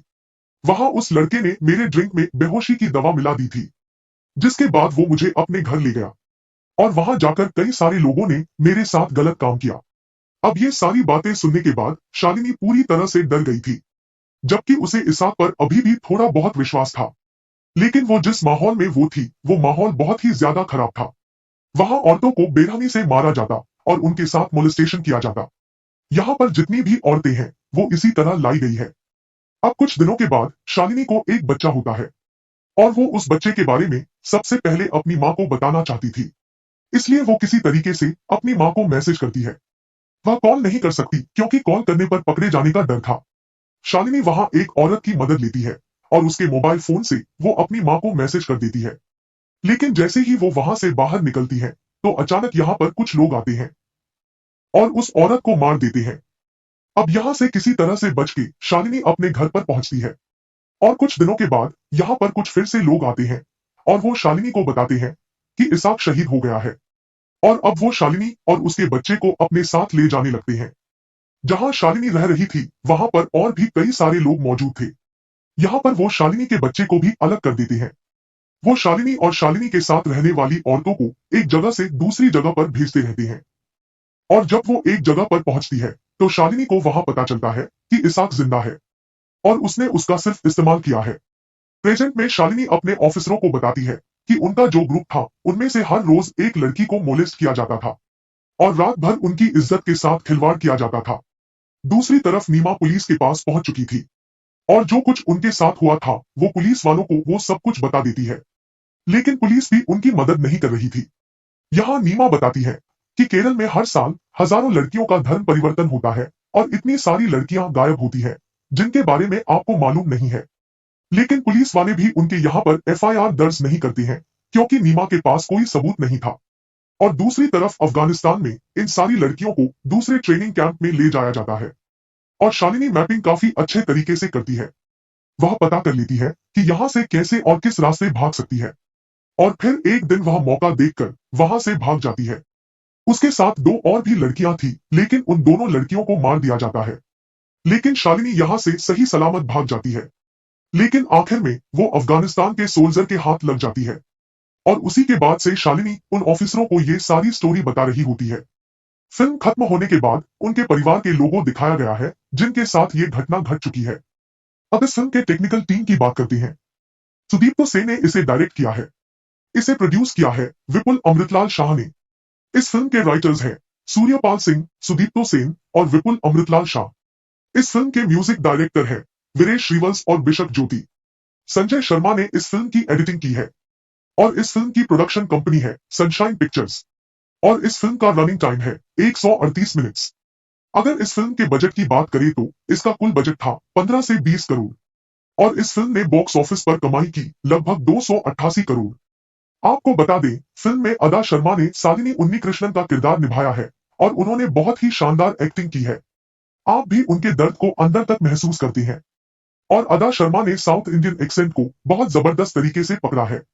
इसके अलावा बाकी किरदार ने भी शानदार काम किया है। डायरेक्टर सुदीप्तो सेन ने केरल के कॉलेज और आईएसआईएस की दुनिया को इस तरह से क्रिएट किया है कि आपको यकीन हो जाता है कि ये वही दुनिया है। फिल्म के गाने और बैकग्राउंड स्कोर कहानी को शानदार तरीके से आगे ले जाते हैं, और गाने के बोल ऐसे हैं जो आपका दिल छू लेते हैं। फ्रेंड्स, आपको बता दें किस गाने को किस सिंगर ने गाया है, और सॉन्ग के म्यूजिक डायरेक्टर कौन है। पागल परिंदे गाने को ओजल दलाल ने लिखा है, और इसे गाया है सुनिधि चौहान और बिशाख ज्योति ने। दूसरा गाना आम्बो आबाम्बो को वीरेश श्रीवंशा ने लिखा है, और अतुल नरुकारा ने गाया है। तीसरा गाना अथिरा रवील को के वीरेश श्रीवंशा ने लिखा है, और इस गाने को के एस चित्रा ने गाया है। फोर्थ सॉन्ग तू मिला को लिखा ओजल दलाल ने, और इसे गाया है के एस चित्रा ने। यह फिल्म लव जिहाद पर आधारित है। यह फिल्म 5 मई 2023 को थिएटर में रिलीज हुई, और 2023 की दूसरी सबसे ज्यादा कमाई करने वाली हिंदी फिल्म बन गई। हालांकि क्रिटिक्स ने नेगेटिव रिव्यू दिया। आपको बता दें, फिल्म को खास तौर पर केरल और तमिलनाडु में लंबी मुकदमेबाजी और विरोध का सामना करना पड़ा था। आपको बता दें, भारतीय राष्ट्रीय कांग्रेस और भारतीय कम्युनिस्ट पार्टी मार्क्सवादी ने भी फिल्म निर्माताओं पर राज्य को बदनाम करने और संघ परिवार के एजेंडे को बढ़ावा देने का इल्जाम लगाया। अब बात करते हैं एक्टिंग की, किस एक्टर ने कौन सा कैरेक्टर प्ले किया है, और किस एक्टर ने सबसे अच्छी एक्टिंग की है। अदा शर्मा ने रोल प्ले किया है शालिनी उन्नीकृष्णन उर्फ फातिमा बी का। योगिता बिहानी ने रोल प्ले किया है निमाह का। सोनिया बलानी ने रोल प्ले किया है आसिफा का। सिद्धि इग्नानी ने रोल प्ले किया है गीतांजलि का। शालिनी की मां का रोल प्ले किया है देवदर्शिनी ने। इसके अलावा और भी एक्टर्स हैं जिन्होंने बहुत अच्छा काम किया है। वह है विजय कृष्णा, प्रणय पचौरी, प्रणव मिश्रा। फ्रेंड्स, आपको बता दें, फिल्म के प्रोड्यूसर विपुल अमृतलाल शाह इस फिल्म के क्रिएटिव डायरेक्टर भी है। यह 5 मई 2023 को सिनेमाघरों में रिलीज हुई थी। फिल्म के डिजिटल स्ट्रीमिंग राइट्स Z5 ने खरीदा है।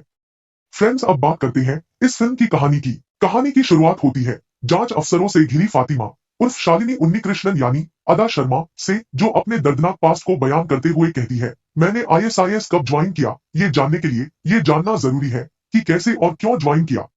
फिर शुरू होती है बैक स्टोरी। शालिनी उन ऑफिसर को अपना फ्लैशबैक सुनाती है। वो बताती है कि वो केरल की रहने वाली है। केरल में उसका पूरी फैमिली है। उसकी फैमिली में उसकी माँ और दादी है, उसके पिता नहीं है। और शालिनी अपने छोटे से परिवार में बहुत ज्यादा खुश थी। शालिनी की पढ़ाई कंप्लीट हुई। उसके बाद वो आगे नर्सिंग की पढ़ाई करना चाहती है। नर्सिंग की पढ़ाई के लिए उसके घर वाले इजाजत दे देते हैं। इसके बाद शालिनी केरल के कासरगोड में नर्सिंग स्कूल में एडमिशन लेती है। शालिनी हॉस्टल में रहती है। उसके हॉस्टल रूम की पार्टनर थी जिसमें गीतांजलि, निमा और आसिफा थी। शालिनी और गीतांजलि हिंदू, नीमा कैथलिक और आसिफा मुस्लिम थी। शालिनी इनके साथ रहने लगती है, और आगे चलकर इनकी दोस्ती गहरी हो जाती है। और यहाँ शालिनी, गीतांजलि, नीमा और आसिफा के खौफनाक इरादों से बेखबर थी। शुरुआत में ही बता दिया जाता है कि आसिफा लोगों का ब्रेन वॉश करवाकर उनका धर्मांतरण करवाती है, मजहब तब्दील करवाना चाहती है, उन्हें मुस्लिम बनाती है। एक दिन अचानक एक आदमी मोबाइल से इनकी कुछ पिक्चर्स क्लिक कर रहा होता है, और साथ ही यहाँ पर आसिफा के साथ के कुछ लोगों को भी दिखाया जाता है जो लड़कियों का ब्रेन वॉश करके देश से बाहर भेजने का काम करते हैं। उनकी एक बहुत बड़ी गैंग है। आसिफा इन सभी लोगों को खाना खिलाने के लिए ले जाती है। जब ये खाना शुरू करने ही वाले थे कि आसिफा और नीमा प्रे करने लगती है, जिसे देखकर शालिनी उनसे पूछती है, तो आसिफा जवाब देती है कि जब हम खाना खाना शुरू करते हैं तो सबसे पहले हम अल्लाह से दुआ करते हैं। यहाँ पर आसिफा सिर्फ अपने मजहब की बातें करती है और किसी गॉड को ना मानने को कहती है। आसिफा उनसे कहती है कि हिंदू रिलीजन के जो गॉड होते हैं वो उन्हें ठीक से प्रोटेक्ट नहीं कर पाते हैं, क्योंकि जो गॉड खुद को प्रोटेक्ट नहीं कर सकते वो अपने बच्चों को कैसे प्रोटेक्ट करेंगे। इसलिए तुम्हें भी अल्लाह को मानना चाहिए। इन तीनों लड़कियों के हॉस्टल घर से बहुत दूर थे, लेकिन आसिफा का घर उसके हॉस्टल से बहुत करीब था। इसलिए आसिफा उनसे कहती है कि उन्हें अपने घर भी जाने की जरूरत नहीं है, मेरे घर आ जाना चाहिए। मेरा घर भी तुम्हें अपनी फैमिली की याद जरूर दिलाएगा। दरअसल आसिफा के पास अपने रूममेट्स को अपने परिवार और धर्म से दूर ले जाकर इस्लाम कबूल करवाने का एक खुफिया एजेंडा है। इसके लिए वो अपने दो नकली भाइयों का भी सहारा लेती है, जिसका नाम रमीज और अब्दुल है। आसिफा इन दोनों को रमीज और अब्दुल से मिलवाती है और इस तरह उनसे दोस्ती करवाने के बाद उन्हें घर तक ले आती है और वो अपने परिवार वालों से भी मिलवाती है।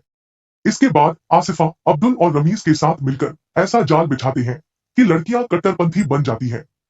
जाने अनजाने में उनका ब्रेन वॉश हो रहा था, लेकिन इस बात से वो पूरी तरह से अनजान थी। इसी स्टोरी के साथ एक और स्टोरी चलती है जो कि कई साल आगे की थी, जहां पर कि हम शालिनी को देखते हैं जिसका नाम फातिमा है। उसका पति भी होता है, लेकिन उसका पति रमीज नहीं बल्कि इशाक नाम का आदमी है और ये लोग अफगानिस्तान में हैं और ये सीरिया जाने की कोशिश कर रहे हैं। तो आखिर शालिनी के साथ ये सब कुछ कैसे हुआ ये हमें बाद में पता चलेगा। आगे हम देखते हैं कि फातिमा जैसे ही अपने पति के साथ अफगानिस्तान में एंट्री करती है तो वो वहां पर कई सारे कटे हुए सर और बॉडी को देखती है। ये देखकर उसे उल्टी आ जाती है और यहाँ पता चलता है कि दरअसल फातिमा प्रेग्नेंट है और फातिमा का पति इसाक अफगानिस्तान में रहकर मिलिटेंट की ट्रेनिंग ले रहा है और जिस माहौल में वो रह रहा है वो माहौल इतना ज्यादा खराब है कि यहाँ पर लड़कियों को बड़ी बेरहमी से मार दिया जाता है। उनके लिपस्टिक लगाने पर भी लड़कियों को बुरी तरह से मार दिया जाता है और अगर उन्होंने भागने की कोशिश की तो सभी के सामने उन्हें मार दिया जाता है। फातिमा और इसाक पति पत्नी है, ये पता चलता है और यहाँ ये भी पता चलता है कि फातिमा के पेट में जो बच्चा है वो इसाक का नहीं है बल्कि किसी और का है। इसाक को मालूम है कि फातिमा प्रेग्नेंट है, इसके बावजूद वो उसके साथ जबरदस्ती करता है और उसका रेप करने की कोशिश करता है। ये सारी बात फातिमा प्रेजेंट में ऑफिसर्स को बता रही है। इसके बाद कहानी फिर से फ्लैशबैक में जाती है और आसिफा उन सभी लड़कियों को अपने मजहब की बातें समझाने और सिखाने लगती है और आसिफा के जो आका है वो आसिफा को डांटते हैं क्योंकि बहुत दिन हो गए थे और अभी तक वो तीनों लड़कियां मुस्लिम नहीं बनी थी। तब एक प्लान बनाती है और जब तीनों लड़कियां एक मॉल में जाती है तो वहां आसिफा कुछ लड़कों को भेज देती है और वो लड़के इन तीनों लड़कियों के साथ बदतमीजी करने लगते हैं और उनके बीच में फाइट भी हो जाती है, जिसमें ये सारे लड़के उन लड़कियों के कपड़े फाड़ने लगते हैं और मॉल में जितने भी लोग खड़े होते हैं वो बस खामोशी से तमाशा देख रहे होते हैं। इसके बाद तीनों लड़कियां रोते हुए घर पहुंचती है। आसिफा उन्हें समझाती है कि ये सब हिजाब नहीं पहनने की वजह से हुआ। कभी सुना है कि हिजाब वाली लड़कियों के साथ लड़कों ने बदतमीजी की हो। आसिफा की बातों से वो तीनों लड़कियां पिघल जाती है और हिफाजत के लिए हिजाब पहनना शुरू कर देती है। हिजाब पहनने के बाद वह तीनों लड़कियों को सेफ फील तो हो रहा था, लेकिन आसिफा की प्लानिंग कुछ और ही थी। वो उन तीनों को ऐसी ऐसी बातें बताती है कि उनका ब्रेन वॉश तो होना ही था। धीरे धीरे ये तीनों लड़कियां इस्लाम को मानने लगी थी। दूसरी तरफ गीतांजलि और अब्दुल का प्यार गहरा होता जा रहा था। ऐसा आज तक उन लड़कियों ने कभी महसूस नहीं किया था। इसलिए वो लड़के जो भी कहते हैं उनकी बात मानने लगती है और वो उनके साथ रात भी गुजारने लगी थी। कुछ दिनों बाद शालिनी और गीतांजलि अपने घर पहुंचती है। बेटी को हिजाब में देखकर घर वाले हैरान रह जाते हैं और वो अपने परिवार वालों से ये भी कहकर आ जाती है कि उन्हें इस्लाम को मानना चाहिए।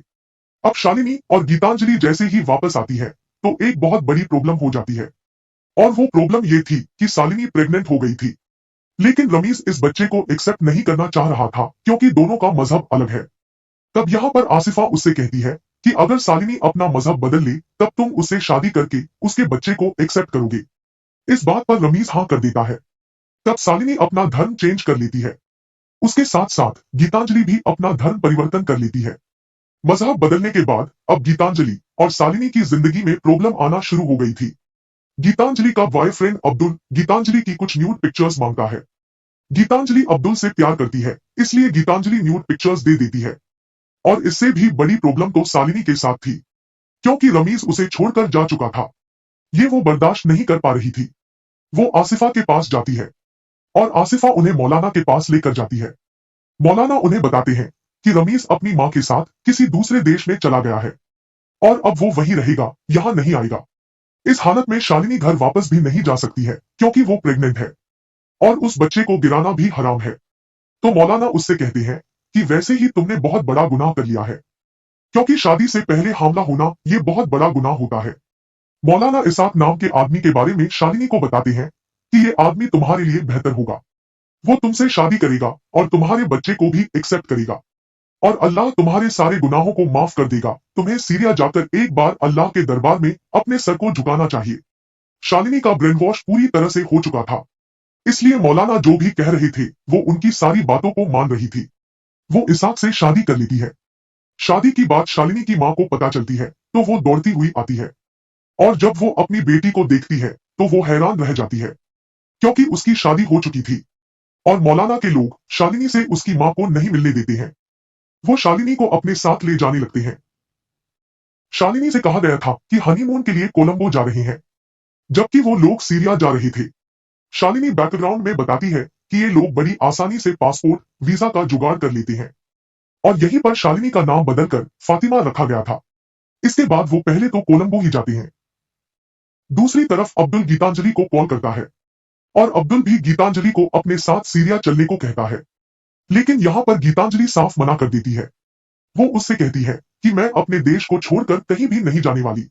तब यहाँ पर अब्दुल गीतांजलि को ब्लैकमेल करते हुए कहता है कि तुम्हारी न्यूड पिक्चर्स मेरे पास है, अगर तुम मेरे साथ नहीं जाओगी तो वो इन पिक्चर्स को वायरल कर देगा। अब गीतांजलि को धीरे धीरे समझ में आने लगा था कि कहीं ना कहीं इन लोगों ने हमें फंसाया है, इसलिए वो अब्दुल को साफ मना कर देती है कि वो उसके साथ कहीं भी नहीं जाएगी। उसे जो करना है कर ली। इसके बाद गीतांजलि सब कुछ छोड़ छाड़ के अपने घर वापस आ चुकी थी। उसके घर वालों ने भी उसे एक्सेप्ट कर लिया था, लेकिन मौलाना और अब्दुल के लोगों को गीतांजलि की जरूरत नहीं थी, क्योंकि वो उनकी बात नहीं मान रही थी। इसलिए अब्दुल उसकी सारी पिक्चर्स को वायरल कर देता है। अब गीतांजलि के पास कोई और रास्ता नहीं था, इसलिए वो सुसाइड कर लेती है।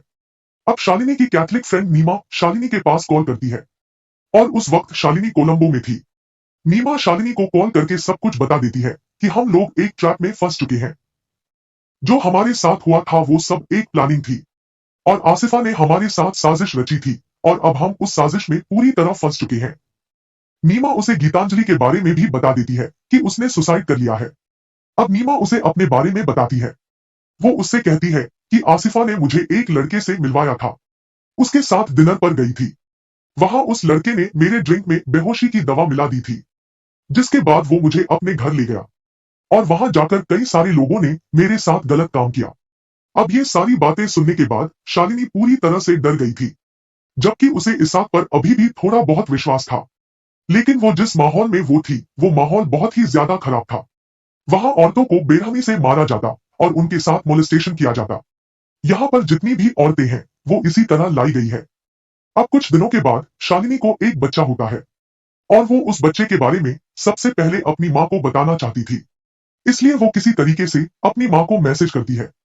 वह कॉल नहीं कर सकती क्योंकि कॉल करने पर पकड़े जाने का डर था। शालिनी वहां एक औरत की मदद लेती है और उसके मोबाइल फोन से वो अपनी माँ को मैसेज कर देती है। लेकिन जैसे ही वो वहां से बाहर निकलती है तो अचानक यहाँ पर कुछ लोग आते हैं और उस औरत को मार देते हैं। अब यहाँ से किसी तरह से बच के शालिनी अपने घर पर पहुंचती है और कुछ दिनों के बाद यहाँ पर कुछ फिर से लोग आते हैं और वो शालिनी को बताते हैं कि इसाक शहीद हो गया है और अब वो शालिनी और उसके बच्चे को अपने साथ ले जाने लगते हैं। जहां शालिनी रह रही थी वहां पर और भी कई सारे लोग मौजूद थे।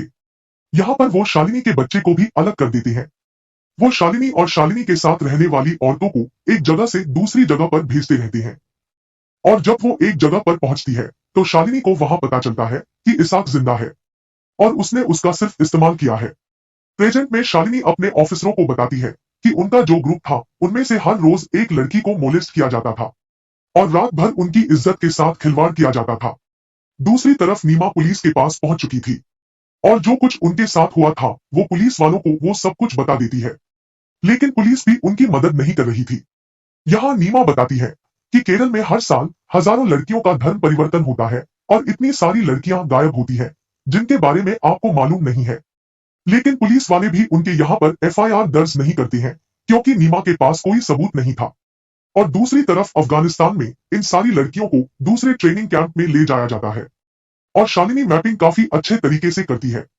वह पता कर लेती है कि यहाँ से कैसे और किस रास्ते भाग सकती है और फिर एक दिन वह मौका देखकर वहां से भाग जाती है।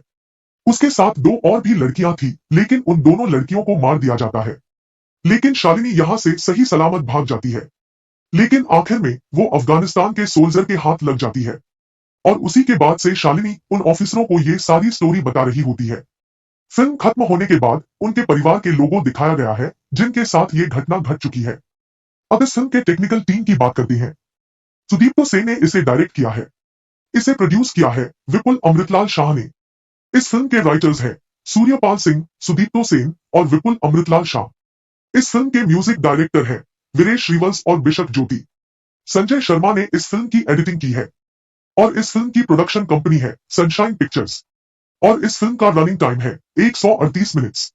अगर इस फिल्म के बजट की बात करें तो इसका कुल बजट था 15 से 20 करोड़ और इस फिल्म ने बॉक्स ऑफिस पर कमाई की लगभग 288 करोड़। आपको बता दें फिल्म में अदा शर्मा ने शालिनी उन्नीकृष्णन का किरदार निभाया है और उन्होंने बहुत ही शानदार एक्टिंग की है। आप भी उनके दर्द को अंदर तक महसूस करते हैं और अदा शर्मा ने साउथ इंडियन एक्सेंट को बहुत जबरदस्त तरीके से पकड़ा है। इसके अलावा बाकी किरदार ने भी शानदार काम किया है। डायरेक्टर सुदीप्तो सेन ने केरल के कॉलेज और आईएसआईएस की दुनिया को इस तरह से क्रिएट किया है कि आपको यकीन हो जाता है कि ये वही दुनिया है। फिल्म के गाने और बैकग्राउंड स्कोर कहानी को शानदार तरीके से आगे ले जाते हैं और गाने के बोल ऐसे हैं जो आपका दिल छू लेते हैं। फ्रेंड्स, आपको बता दें किस गाने को किस सिंगर ने गाया है और सॉन्ग के म्यूजिक डायरेक्टर कौन है। पागल परिंदे गाने को ओजल दलाल ने लिखा है और इसे गाया है सुनिधि चौहान और बिशाख ज्योति ने। दूसरा गाना आम्बो आबाम्बो को वीरेश श्रीवंशा ने लिखा है और अतुल नरुकारा ने गाया है। तीसरा गाना अथिरा रवि को के वीरेश श्रीवंशा ने लिखा है और इस गाने को के एस चित्रा ने गाया है। फोर्थ सॉन्ग तू मिला को लिखा ओजल दलाल ने और इसे गाया है के एस चित्रा ने। यह फिल्म लव जिहाद पर आधारित है। यह फिल्म 5 मई 2023 को थिएटर में रिलीज हुई और 2023 की दूसरी सबसे ज्यादा कमाई करने वाली हिंदी फिल्म बन गई। हालांकि क्रिटिक्स ने नेगेटिव रिव्यू दिया। आपको बता दें फिल्म को खास तौर पर केरल और तमिलनाडु में लंबी मुकदमेबाजी और विरोध का सामना करना पड़ा था।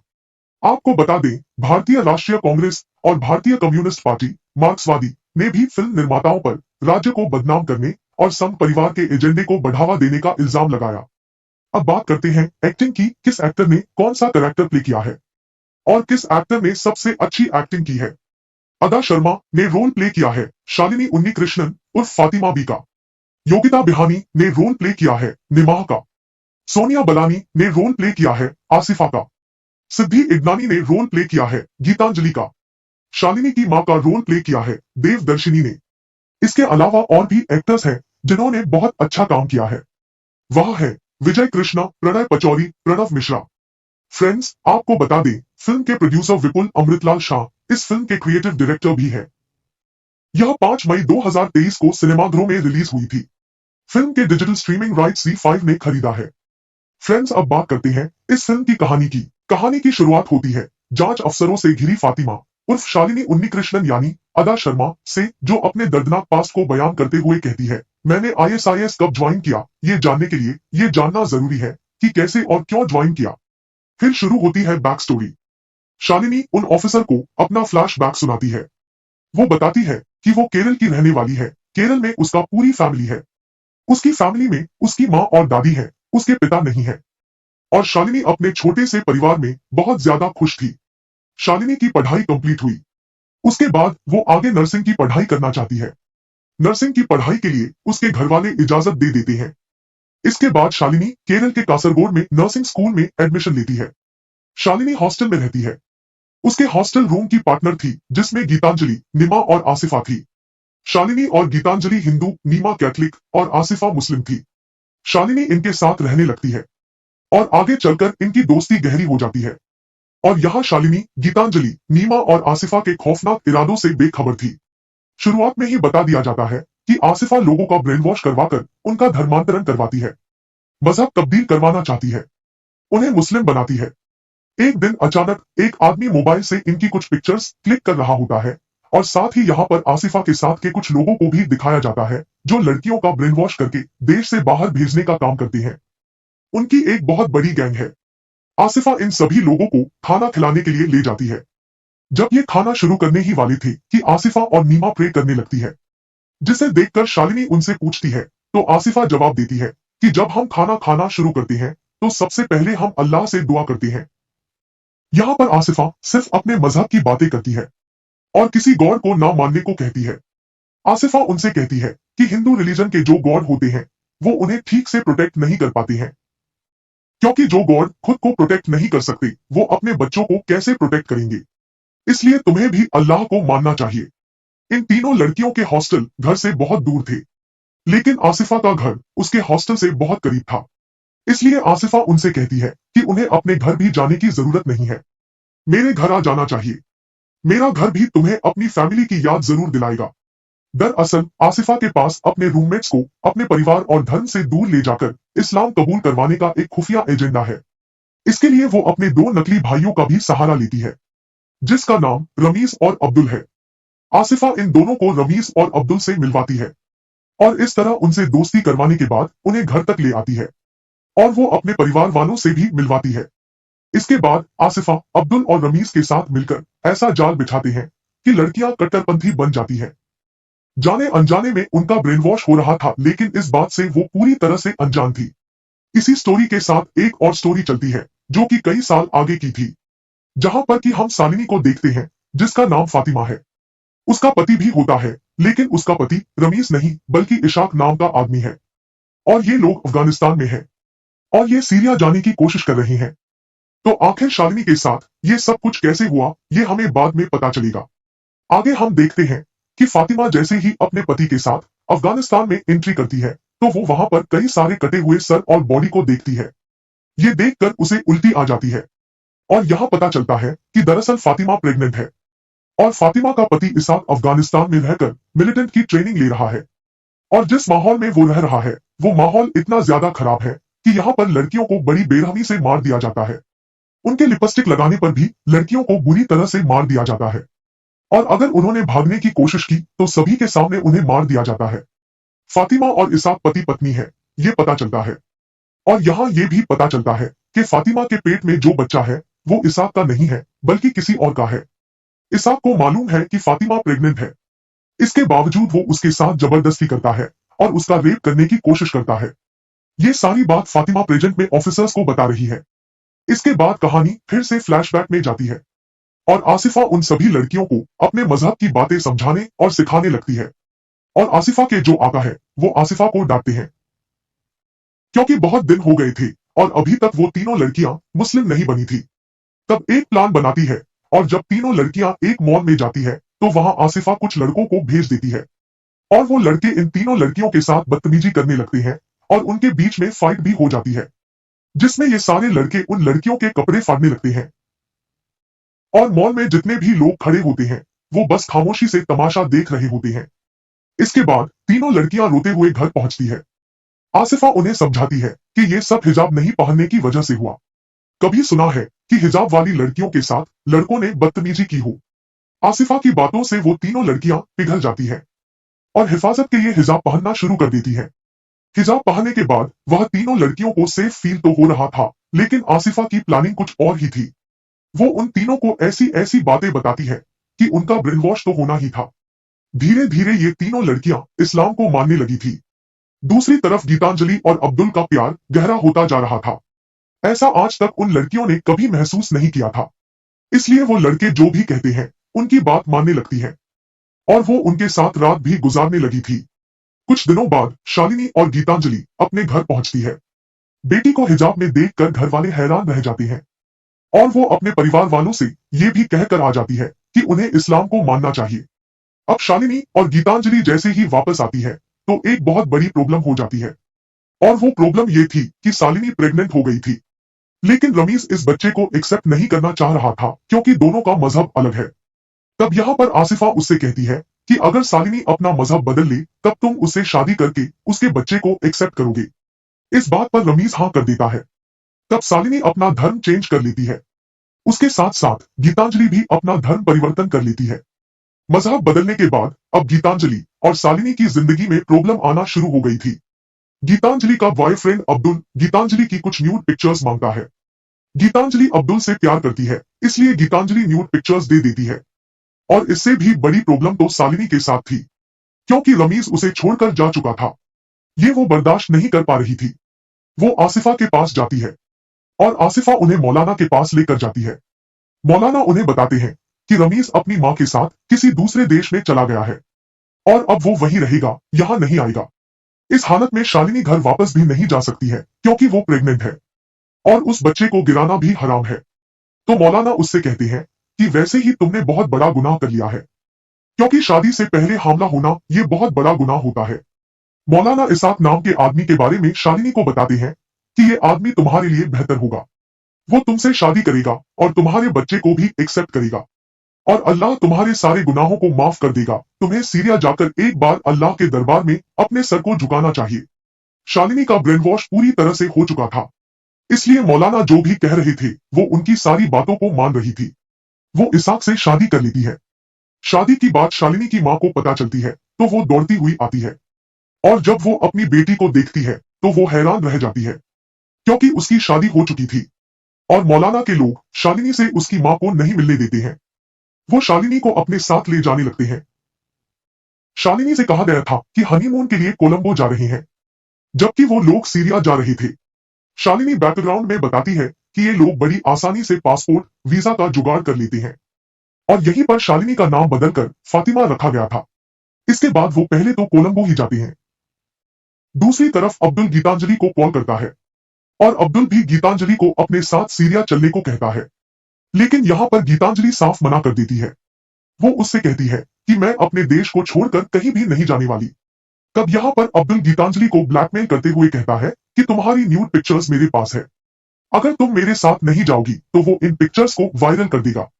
अब गीतांजलि को धीरे धीरे समझ में आने लगा था कि कहीं ना कहीं इन लोगों ने हमें फंसाया है, इसलिए वो अब्दुल को साफ मना कर देती है कि वो उसके साथ कहीं भी नहीं जाएगी। उसे जो करना है कर ले। इसके बाद गीतांजलि सब कुछ छोड़ छाड़ के अपने घर वापस आ चुकी थी। उसके घर वालों ने भी उसे एक्सेप्ट कर लिया था, लेकिन मौलाना और अब्दुल के लोगों को गीतांजलि की जरूरत नहीं थी, क्योंकि वो उनकी बात नहीं मान रही थी। इसलिए अब्दुल उसकी सारी पिक्चर्स को वायरल कर देता है। अब गीतांजलि के पास कोई और रास्ता नहीं था, इसलिए वो सुसाइड कर लेती है। अब शालिनी की कैथलिक फ्रेंड नीमा शालिनी के पास कॉल करती है और उस वक्त शालिनी कोलंबो में थी। नीमा शालिनी को कॉल करके सब कुछ बता देती है कि हम लोग एक ट्रैप में फंस चुके हैं। जो हमारे साथ हुआ था वो सब एक प्लानिंग थी और आसिफा ने हमारे साथ साजिश रची थी और अब हम उस साजिश में पूरी तरह फंस चुके हैं। मीमा उसे गीतांजलि के बारे में भी बता देती है कि उसने सुसाइड कर लिया है। अब मीमा उसे अपने बारे में बताती है। वो उससे कहती है कि आसिफा ने मुझे एक लड़के से मिलवाया था, उसके साथ डिनर पर गई थी। वहां उस लड़के ने मेरे ड्रिंक में बेहोशी की दवा मिला दी थी, जिसके बाद वो मुझे अपने घर ले गया और वहां जाकर कई सारे लोगों ने मेरे साथ गलत काम किया। अब ये सारी बातें सुनने के बाद शालिनी पूरी तरह से डर गई थी, जबकि उसे इसाक पर अभी भी थोड़ा बहुत विश्वास था। लेकिन वो जिस माहौल में वो थी वो माहौल बहुत ही ज्यादा खराब था। वहां औरतों को बेरहमी से मारा जाता और उनके साथ मोलेस्टेशन किया जाता। यहाँ पर जितनी भी औरतें हैं वो इसी तरह लाई गई है। अब कुछ दिनों के बाद शालिनी को एक बच्चा होता है और वो उस बच्चे के बारे में सबसे पहले अपनी माँ को बताना चाहती थी, इसलिए वो किसी तरीके से अपनी माँ को मैसेज करती है। वह कॉल नहीं कर सकती क्योंकि कॉल करने पर पकड़े जाने का डर था। शालिनी वहां एक औरत की मदद लेती है और उसके मोबाइल फोन से वो अपनी माँ को मैसेज कर देती है। लेकिन जैसे ही वो वहां से बाहर निकलती है तो अचानक यहाँ पर कुछ लोग आते हैं और उस औरत को मार देते हैं। अब यहाँ से किसी तरह से बच के शालिनी अपने घर पर पहुंचती है और कुछ दिनों के बाद यहाँ पर कुछ फिर से लोग आते हैं और वो शालिनी को बताते हैं कि इसाक शहीद हो गया है और अब वो शालिनी और उसके बच्चे को अपने साथ ले जाने लगते हैं। जहां शालिनी रह रही थी वहां पर और भी कई सारे लोग मौजूद थे। यहाँ पर वो शालिनी के बच्चे को भी अलग कर देते हैं। वो शालिनी और शालिनी के साथ रहने वाली औरतों को एक जगह से दूसरी जगह पर भेजते रहते हैं और जब वो एक जगह पर पहुंचती है तो शालिनी को वहां पता चलता है कि इसाक जिंदा है और उसने उसका सिर्फ इस्तेमाल किया है। प्रेजेंट में शालिनी अपने ऑफिसरों को बताती है कि उनका जो ग्रुप था उनमें से हर रोज एक लड़की को मोलेस्ट किया जाता था और रात भर उनकी इज्जत के साथ खिलवाड़ किया जाता था। दूसरी तरफ नीमा पुलिस के पास पहुंच चुकी थी और जो कुछ उनके साथ हुआ था वो पुलिस वालों को वो सब कुछ बता देती है, लेकिन पुलिस भी उनकी मदद नहीं कर रही थी। यहाँ नीमा बताती है कि केरल में हर साल हजारों लड़कियों का धर्म परिवर्तन होता है और इतनी सारी लड़कियां गायब होती हैं जिनके बारे में आपको मालूम नहीं है, लेकिन पुलिस वाले भी उनके यहाँ पर एफआईआर दर्ज नहीं करते हैं क्योंकि नीमा के पास कोई सबूत नहीं था। और दूसरी तरफ अफगानिस्तान में इन सारी लड़कियों को दूसरे ट्रेनिंग कैंप में ले जाया जाता है और शालिनी मैपिंग काफी अच्छे तरीके से करती है। वह पता कर लेती है कि यहाँ से कैसे और किस रास्ते भाग सकती है और फिर एक दिन वह मौका देखकर वहां से भाग जाती है। उसके साथ दो और भी लड़कियां थी लेकिन उन दोनों लड़कियों को मार दिया जाता है, लेकिन शालिनी यहाँ से सही सलामत भाग जाती है।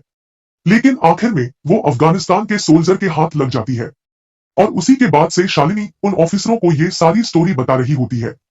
फिल्म खत्म होने के बाद उनके परिवार के लोगों दिखाया गया है जिनके साथ ये घटना घट चुकी है। अब इस फिल्म के टेक्निकल टीम की बात करते हैं। सुदीप्तो सेन ने इसे डायरेक्ट किया है। इसे प्रोड्यूस किया है विपुल अमृतलाल शाह ने। इस फिल्म के राइटर्स हैं सूर्यपाल सिंह, सुदीप्तो सेन और विपुल अमृतलाल शाह। इस फिल्म के म्यूजिक डायरेक्टर है वीरेश श्रीवंश और बिशप ज्योति। संजय शर्मा ने इस फिल्म की एडिटिंग की है और इस फिल्म की प्रोडक्शन कंपनी है सनशाइन पिक्चर्स और इस फिल्म का रनिंग टाइम है 138 मिनट्स। अगर इस फिल्म के बजट की बात करें तो इसका कुल बजट था 15 से 20 करोड़ और इस फिल्म ने बॉक्स ऑफिस पर कमाई की लगभग 288 करोड़। आपको बता दें फिल्म में अदा शर्मा ने शालिनी उन्नीकृष्णन का किरदार निभाया है और उन्होंने बहुत ही शानदार एक्टिंग की है। आप भी उनके दर्द को अंदर तक महसूस करते हैं और अदा शर्मा ने साउथ इंडियन एक्सेंट को बहुत जबरदस्त तरीके से पकड़ा है। इसके अलावा बाकी किरदार ने भी शानदार काम किया है। डायरेक्टर सुदीप्तो सेन ने केरल के कॉलेज और आईएसआईएस की दुनिया को इस तरह से क्रिएट किया है कि आपको यकीन हो जाता है कि ये वही दुनिया है। फिल्म के गाने और बैकग्राउंड स्कोर कहानी को शानदार तरीके से आगे ले जाते हैं और गाने के बोल ऐसे हैं जो आपका दिल छू लेते हैं। फ्रेंड्स, आपको बता दें किस गाने को किस सिंगर ने गाया है और सॉन्ग के म्यूजिक डायरेक्टर कौन है। पागल परिंदे गाने को ओजल दलाल ने लिखा है और इसे गाया है सुनिधि चौहान और बिशाख ज्योति ने। दूसरा गाना आम्बो आबाम्बो को वीरेश श्रीवंशा ने लिखा है और अतुल नरुकारा ने गाया है। तीसरा गाना अथिरा रवि को के वीरेश श्रीवंशा ने लिखा है और इस गाने को के एस चित्रा ने गाया है। फोर्थ सॉन्ग तू मिला को लिखा ओजल दलाल ने और इसे गाया है के एस चित्रा ने। यह फिल्म लव जिहाद पर आधारित है। यह फिल्म 5 मई 2023 को थिएटर में रिलीज हुई और 2023 की दूसरी सबसे ज्यादा कमाई करने वाली हिंदी फिल्म बन गई। हालांकि क्रिटिक्स ने नेगेटिव रिव्यू दिया। आपको बता दें फिल्म को खास तौर पर केरल और तमिलनाडु में लंबी मुकदमेबाजी और विरोध का सामना करना पड़ा था। आपको बता दें भारतीय राष्ट्रीय कांग्रेस और भारतीय कम्युनिस्ट पार्टी मार्क्सवादी ने भी फिल्म निर्माताओं पर राज्य को बदनाम करने और संघ परिवार के एजेंडे को बढ़ावा देने का इल्जाम लगाया। अब बात करते हैं एक्टिंग की, किस एक्टर ने कौन सा कैरेक्टर प्ले किया है और किस एक्टर ने सबसे अच्छी एक्टिंग की है। अदा शर्मा ने रोल प्ले किया है शालिनी उन्नीकृष्णन उर्फ फातिमा बी का। योगिता बिहानी ने रोल प्ले किया है निमाह का। सोनिया बलानी ने रोल प्ले किया है आसिफा का। सिद्धि इग्नानी ने रोल प्ले किया है गीतांजलि का। शालिनी की मां का रोल प्ले किया है देवदर्शिनी ने। इसके अलावा और भी एक्टर्स हैं जिन्होंने बहुत अच्छा काम किया है। वह है विजय कृष्णा, प्रणय पचौरी, प्रणव मिश्रा। फ्रेंड्स, आपको बता दें फिल्म के प्रोड्यूसर विपुल अमृतलाल शाह इस फिल्म के क्रिएटिव डायरेक्टर भी है। यह 5 मई 2023 को सिनेमाघरों में रिलीज हुई थी। फिल्म के डिजिटल स्ट्रीमिंग राइट्स Z5 ने खरीदा है।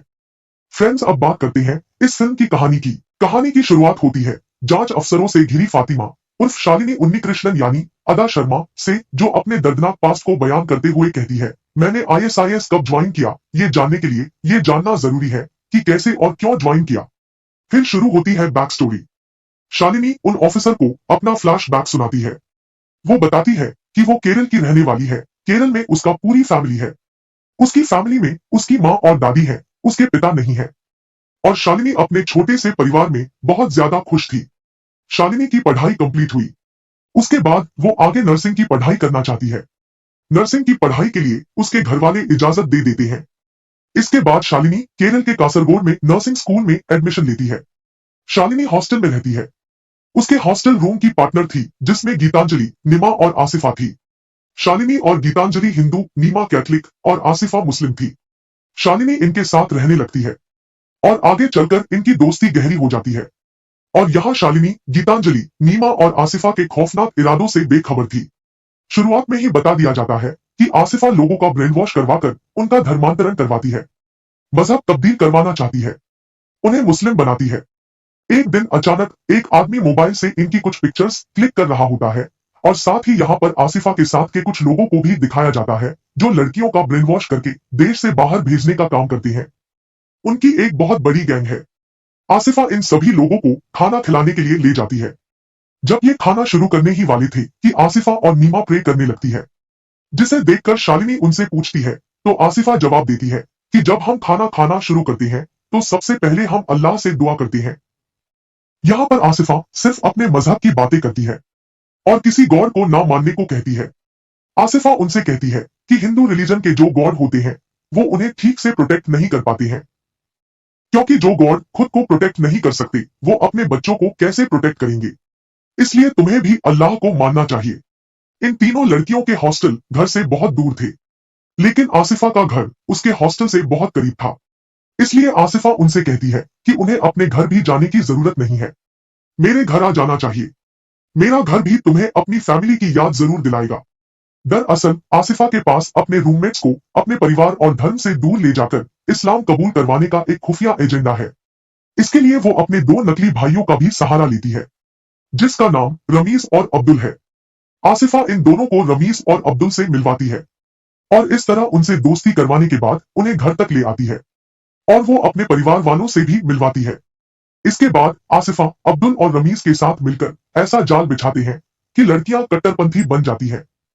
जाने अनजाने में उनका ब्रेन वॉश हो रहा था, लेकिन इस बात से वो पूरी तरह से अनजान थी। इसी स्टोरी के साथ एक और स्टोरी चलती है जो कि कई साल आगे की थी, जहां पर कि हम शालिनी को देखते हैं जिसका नाम फातिमा है। उसका पति भी होता है, लेकिन उसका पति रमीज नहीं बल्कि इशाक नाम का आदमी है और ये लोग अफगानिस्तान में हैं और ये सीरिया जाने की कोशिश कर रहे हैं। तो आखिर शालिनी के साथ ये सब कुछ कैसे हुआ ये हमें बाद में पता चलेगा। आगे हम देखते हैं कि फातिमा जैसे ही अपने पति के साथ अफगानिस्तान में एंट्री करती है तो वो वहां पर कई सारे कटे हुए सर और बॉडी को देखती है। ये देखकर उसे उल्टी आ जाती है और यहाँ पता चलता है कि दरअसल फातिमा प्रेग्नेंट है और फातिमा का पति इसाक अफगानिस्तान में रहकर मिलिटेंट की ट्रेनिंग ले रहा है और जिस माहौल में वो रह रहा है वो माहौल इतना ज्यादा खराब है कि यहाँ पर लड़कियों को बड़ी बेरहमी से मार दिया जाता है। उनके लिपस्टिक लगाने पर भी लड़कियों को बुरी तरह से मार दिया जाता है और अगर उन्होंने भागने की कोशिश की तो सभी के सामने उन्हें मार दिया जाता है। फातिमा और इसाक पति पत्नी है, ये पता चलता है और यहाँ ये भी पता चलता है कि फातिमा के पेट में जो बच्चा है वो इसाक का नहीं है बल्कि किसी और का है। इसाक को मालूम है कि फातिमा प्रेग्नेंट है, इसके बावजूद वो उसके साथ जबरदस्ती करता है और उसका रेप करने की कोशिश करता है। ये सारी बात फातिमा प्रेजेंट में ऑफिसर्स को बता रही है। इसके बाद कहानी फिर से फ्लैशबैक में जाती है और आसिफा उन सभी लड़कियों को अपने मजहब की बातें समझाने और सिखाने लगती है और आसिफा के जो आका है वो आसिफा को डांटते हैं क्योंकि बहुत दिन हो गए थे और अभी तक वो तीनों लड़कियां मुस्लिम नहीं बनी थी। तब एक प्लान बनाती है और जब तीनों लड़कियां एक मॉल में जाती है तो वहां आसिफा कुछ लड़कों को भेज देती है और वो लड़के इन तीनों लड़कियों के साथ बदतमीजी करने लगते हैं और उनके बीच में फाइट भी हो जाती है, जिसमें ये सारे लड़के उन लड़कियों के कपड़े फाड़ने लगते हैं और मॉल में जितने भी लोग खड़े होते हैं वो बस खामोशी से तमाशा देख रहे होते हैं। इसके बाद तीनों लड़कियां रोते हुए घर पहुंचती है। आसिफा उन्हें समझाती है कि ये सब हिजाब नहीं पहनने की वजह से हुआ। कभी सुना है कि हिजाब वाली लड़कियों के साथ लड़कों ने बदतमीजी की हो। आसिफा की बातों से वो तीनों लड़कियां पिघल जाती है और हिफाजत के लिए हिजाब पहनना शुरू कर देती है। हिजाब पहनने के बाद वह तीनों लड़कियों को सेफ फील तो हो रहा था, लेकिन आसिफा की प्लानिंग कुछ और ही थी। वो उन तीनों को ऐसी ऐसी बातें बताती है कि उनका ब्रेन वॉश तो होना ही था। धीरे धीरे ये तीनों लड़कियां इस्लाम को मानने लगी थी। दूसरी तरफ गीतांजलि और अब्दुल का प्यार गहरा होता जा रहा था। ऐसा आज तक उन लड़कियों ने कभी महसूस नहीं किया था। इसलिए वो लड़के जो भी कहते हैं उनकी बात मानने लगती है और वो उनके साथ रात भी गुजारने लगी थी। कुछ दिनों बाद शालिनी और गीतांजलि अपने घर पहुंचती है। बेटी को हिजाब में देखकर घर वाले हैरान रह जाते हैं और वो अपने परिवार वालों से ये भी कहकर आ जाती है कि उन्हें इस्लाम को मानना चाहिए। अब शालिनी और गीतांजलि जैसे ही वापस आती है तो एक बहुत बड़ी प्रॉब्लम हो जाती है और वो प्रॉब्लम ये थी कि शालिनी प्रेग्नेंट हो गई थी। लेकिन रमीज इस बच्चे को एक्सेप्ट नहीं करना चाह रहा था क्योंकि दोनों का मजहब अलग है। तब यहाँ पर आसिफा उससे कहती है कि अगर शालिनी अपना मजहब बदल ले तब तुम उससे शादी करके उसके बच्चे को एक्सेप्ट करोगे। इस बात पर रमीज हाँ कर देता है। तब शालिनी अपना धर्म चेंज कर लेती है। उसके साथ साथ गीतांजलि भी अपना धर्म परिवर्तन कर लेती है। मजहब बदलने के बाद अब गीतांजलि और शालिनी की जिंदगी में प्रॉब्लम आना शुरू हो गई थी। गीतांजलि का बॉयफ्रेंड अब्दुल गीतांजलि की कुछ न्यूड पिक्चर्स मांगता है। गीतांजलि अब्दुल से प्यार करती है, इसलिए गीतांजलि न्यूड पिक्चर्स दे देती है। और इससे भी बड़ी प्रॉब्लम तो शालिनी के साथ थी, क्योंकि रमीज उसे छोड़कर जा चुका था। ये वो बर्दाश्त नहीं कर पा रही थी।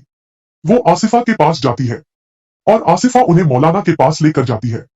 मौलाना उन्हें बताते हैं कि रमीज अपनी माँ के साथ किसी दूसरे देश में चला गया है और अब वो वहीं रहेगा, यहाँ नहीं आएगा। इस हालत में शालिनी घर वापस भी नहीं जा सकती है क्योंकि वो प्रेग्नेंट है और उस बच्चे को गिराना भी हराम है। तो मौलाना उससे कहते हैं कि वैसे ही तुमने बहुत बड़ा गुनाह कर लिया है, क्योंकि शादी से पहले हमला होना ये बहुत बड़ा गुनाह होता है। मौलाना इसाक नाम के आदमी के बारे में शालिनी को बताते हैं कि ये आदमी तुम्हारे लिए बेहतर होगा। वो तुमसे शादी करेगा और तुम्हारे बच्चे को भी एक्सेप्ट करेगा और अल्लाह तुम्हारे सारे गुनाहों को माफ कर देगा। तुम्हें सीरिया जाकर एक बार अल्लाह के दरबार में अपने सर को झुकाना चाहिए। शालिनी का ब्रेन वॉश पूरी तरह से हो चुका था, इसलिए मौलाना जो भी कह रहे थे वो उनकी सारी बातों को मान रही थी। वो इसाक से शादी कर लेती है। शादी की बात शालिनी की माँ को पता चलती है तो वो दौड़ती हुई आती है और जब वो अपनी बेटी को देखती है तो वो हैरान रह जाती है, क्योंकि उसकी शादी हो चुकी थी और मौलाना के लोग शालिनी से उसकी माँ को नहीं मिलने देते हैं। वो शालिनी को अपने साथ ले जाने लगते हैं। शालिनी से कहा गया था कि हनीमून के लिए कोलंबो जा रहे हैं, जबकि वो लोग सीरिया जा रहे थे। शालिनी बैकग्राउंड में बताती है कि ये लोग बड़ी आसानी से पासपोर्ट वीजा का जुगाड़ कर लेते हैं और यहीं पर शालिनी का नाम बदलकर फातिमा रखा गया था। इसके बाद वो पहले तो कोलंबो ही जाते हैं। दूसरी तरफ अब्दुल गीतांजलि को कॉल करता है और अब्दुल भी गीतांजलि को अपने साथ सीरिया चलने को कहता है, लेकिन यहाँ पर गीतांजलि साफ मना कर देती है। वो उससे कहती है कि मैं अपने देश को छोड़कर कहीं भी नहीं जाने वाली। तब यहाँ पर अब्दुल गीतांजलि को ब्लैकमेल करते हुए कहता है कि तुम्हारी न्यूड पिक्चर्स मेरे पास है, अगर तुम मेरे साथ नहीं जाओगी तो वो इन पिक्चर्स को वायरल कर देगा।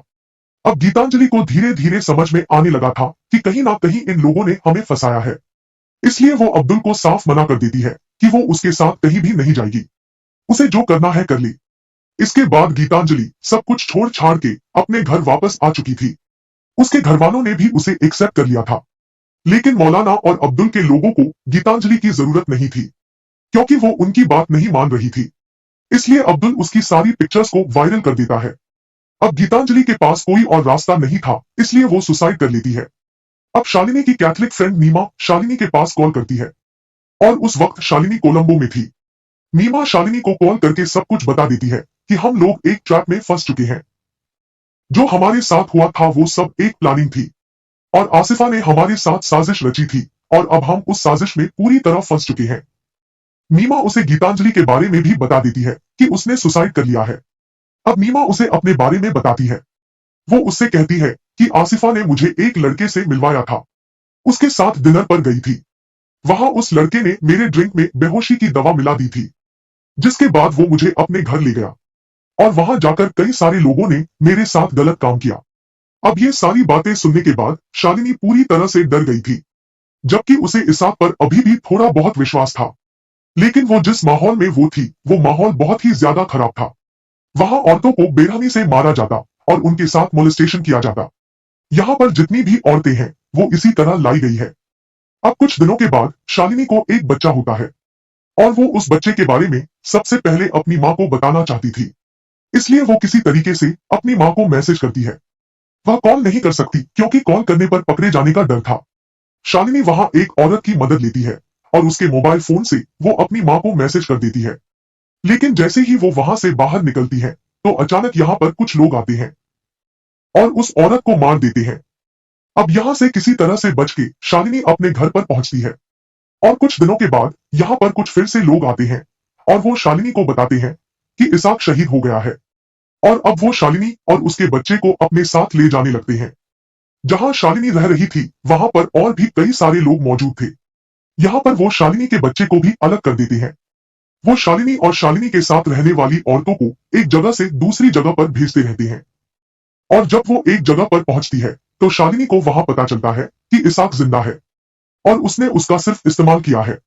प्रेजेंट में शालिनी अपने ऑफिसरों को बताती है कि उनका जो ग्रुप था उनमें से हर रोज एक लड़की को मोलेस्ट किया जाता था।